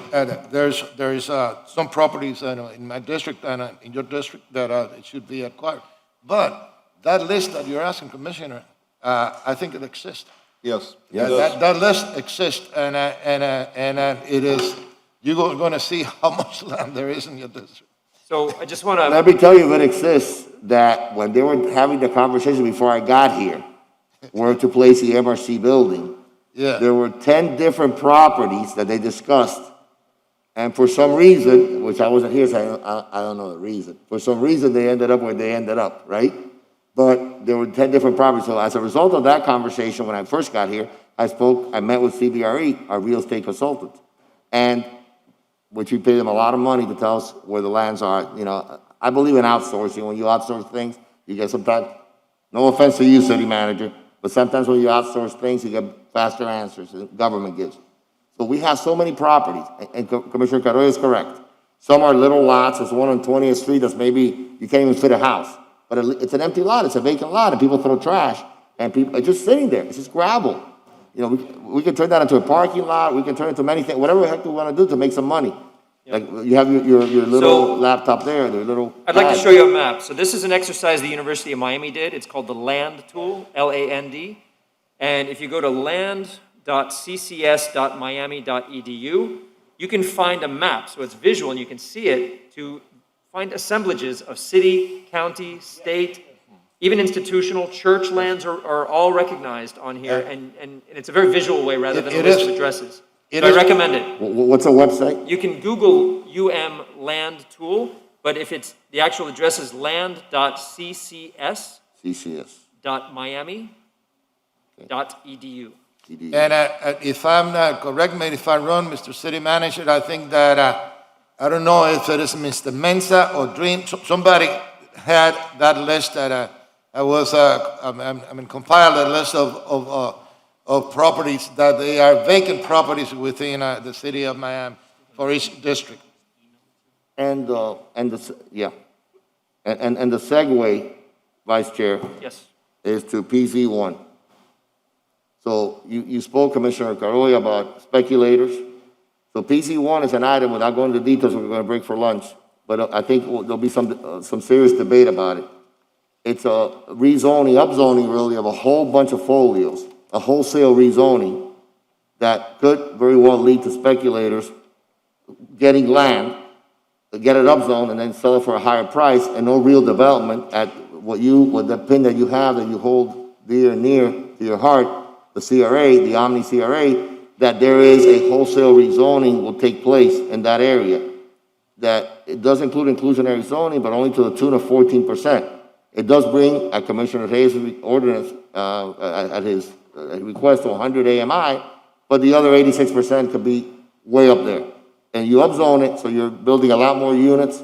So it's a big, big windfall for developers, in my opinion. So I would like that item deferred if you can, so we can have some more conversations with some of these owners and see if we can do something that's more smaller in nature instead of some grandiose. My opinion, I think it's, for that part of Miami, it may be too much at once. So I would like to request that you defer it. I know it's important to you, but it's also important to me and to our city, to everybody here on this commission. So if I could, the T624B has been added to the code. It simply had not been applied to the map. So we've had vigorous discussion when the item came originally and actually created that transect. And 14% rental and 10% ownership for workforce housing. Can we bring this up in the afternoon? Okay, can we defer it or we have the debate? What I'm saying, we could discuss whether we want to defer on that in the afternoon. We'll leave it in the agenda for now. Fair enough. Because this is going to take more time. Yes. And I have somebody waiting that's from the consular court. Agreed. In the office. It's worthy of discussion for sure. And I have my stomach waiting. I didn't have breakfast. Don't get hangry. The only thing that I want to discuss for 30 seconds here, so that we can be clear, and the manager can be clear, and the city attorney can be clear. And the two items that I have was a discussion regarding land acquisition for affordable housing ownership that we should discuss. I want all of you to, if you have land that is owned by government, that is where you want to do this in, bring us the land. If you don't have land or you don't have enough, then look at what lots we could possibly do it in, so that at the next meeting, Mr. Manager, the next meeting, we could decide there in giving instructions to the administration to immediately go and try to purchase lands that we need, and if not, the stick we're going to go with a carrot in purchasing, but if not, we'll use the stick and do eminent domain, quick take. The biggest need that our community has outside of COVID now is housing. Many of us, I know I certainly did when I ran, made the pledge that we were going to bring housing in home ownership. When the mayor put forth his strong mayor proposal, he promised that. When Commissioner Diaz-Portillo ran, he promised that. So Commissioner Reyes promised when he ran. So we have a commitment to our community of real needs. We could be talking about so many wonderful things we could do for Miami, but the one area that is needed by everyone across all our communities is housing. Housing that they could afford, that they could live in a dignified way at a reasonable amount of dollars that they have to pay a month, and housing that they can own. The American dream, owning your own home. So we are going to make it possible again to many that thought that they could never achieve it anymore.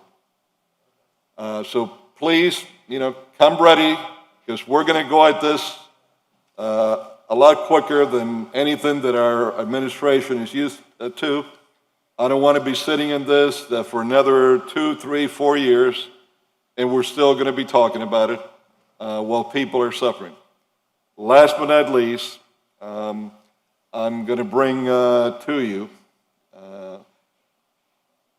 land acquisition for parks. 2 are going to be what I consider regional parks for our city. 1, it's right in the border line between D1 and D3, close by to D4. Well, I think that when you were running, you got a picture from me about it. And it's going to be important to not just all of our communities, but in particular one segment of our community that has been left out. So I want to bring everything clear to this commission with the approximate cost that we're going to have and where we're going to bring the money from. So you could have it all to approve so that we could get this going immediately and that the administration will move forward. If we don't have the people in-house that know what to do, want to do the work, then we'll find them from outside of city government. But I don't want to have things delayed that are in much need to our community any longer. Will you include free Wi-Fi in those new parks too? For our residents? Commissioner, I have no problem. That's gonna put us beyond I have 30 no problem in doing that whatsoever. That's going to put us I have beyond no 30 problem in doing that. I just want to make sure that the process that we follow in Of that. course, always. We know what it is, and particularly, so it can be combined with everything we're presenting here. But that's not one that, I will draw the line in the sand on, because at the end, it's good. Thank you. Got it. Are there any items, pocket items, commissioners would like to add to the agenda for today? Does anyone have any pocket items? I have one. The American Rescue Plan has $350 billion for local municipalities and states and tribal organizations of relief money for COVID. And it's successfully, it seems so far, going through the House and the Senate. And I would just like to put our voice in as a municipality, urging that we get on board with that. Okay. Who is the American Rescue Plan? What's that? Who is the American Rescue Plan? Biden. So it's CARES 4.0. Biden. This is the new version of the CARES Act for the next, which the previous ones did not have the local money in it. Now they do, at this point anyway. Trump. So every once in a while, We do get it right. Democrats get it right. We do get it right. That's I just want to make sure we get ours, so. and I- You have to love municipal government, right? Thank you, and, Me and too. we'll hand the pocket out after lunch, but Okay. Mr. Manager, I would like to add to it that it be added to our legislative priorities, and that Fine. whoever our federal lobbyist is, that if we don't have one in the pool, maybe you can look within the pool and see who has federal specialty? Yeah, so you're going to add this item as a pocket item, correct? Yes, So at that point, I'm going to give the update on the legislative items. got it. And Okay, then I'll we'd give the like- update at that point. Yes, it doesn't say it in the pocket, but I would like the pocket, the initiative added to our legislative priorities. That's fine. I had planned on using the item that we deferred, I think it was RE5, as sort of a segue, but I'll use your item as Okay, a segue. thank you very much. Yeah, Mr. Chairman? Yes, Vice Chairman, I want to have a pocket item discussion relative to this development agreements and how we go about them. I'll call that PI2, Development Agreement Discussion Item Okay. for District 5. To the clerk, you did make notice that DI6 and DI7, that are my items, we're deferring them to the next meeting. February Okay, 25th, yes, all sir. right. Yes. I don't know if I should bring this out or not. It's a directive to the city attorney or city manager. I wanted to discuss this, but I don't know if it is the right time or wait for later.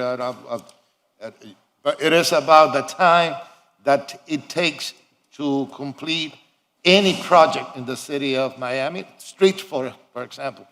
I have 4 streets that they have been, fully funded. They have been, everything has been taken care of it, but we are always have problem with our architectures, the architectures that we have hired. For example, on Golden Pines project, that was initiated back in 2016, and this company, T.Y. Lin, has been delaying, and you know the ones that are suffering are the neighbors. Yep. And now I've been asking, for example, about how long it's going to take in order to include a couple of blocks on a project that I have.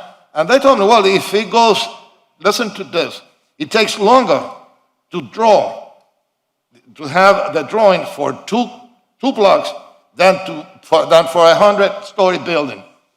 They said they will take around 10 months. 10 months. And there is something that have to be done. And I am directing the city manager to take any and all actions to determine the reason for the delay and to take remedial action, including but not limited to terminating our agreement with T.Y. Lin. I further direct the city manager to report on the status of what actions have been taken to my office within 5 business days. And I will add that to please take this as a example of how fed up I am, and I know that my fellow commissioners are, that we start a project and we promise a project to our residents, and it will take 4 or 5 years to be completed because it's always Commissioner? drawing. So I'd like to add that as PI3 for your item, and the administration knows what they'll need to have ready for Absolutely. that discussion, so thank you. Any other, we need to vote on this, so any other pocket items? No, we don't need to vote. This is No, a we need direct- to vote on the order of the day. Move it. The order of the day has been moved. Seconded by Commissioner Watson. Any further discussion? All in favor say aye. Aye. Any opposed? Motion passes. Thank you. We're going to break until 3 p.m. We have the Army Corps on at 3, and then we will take up the rest of the business of the day. Thank you.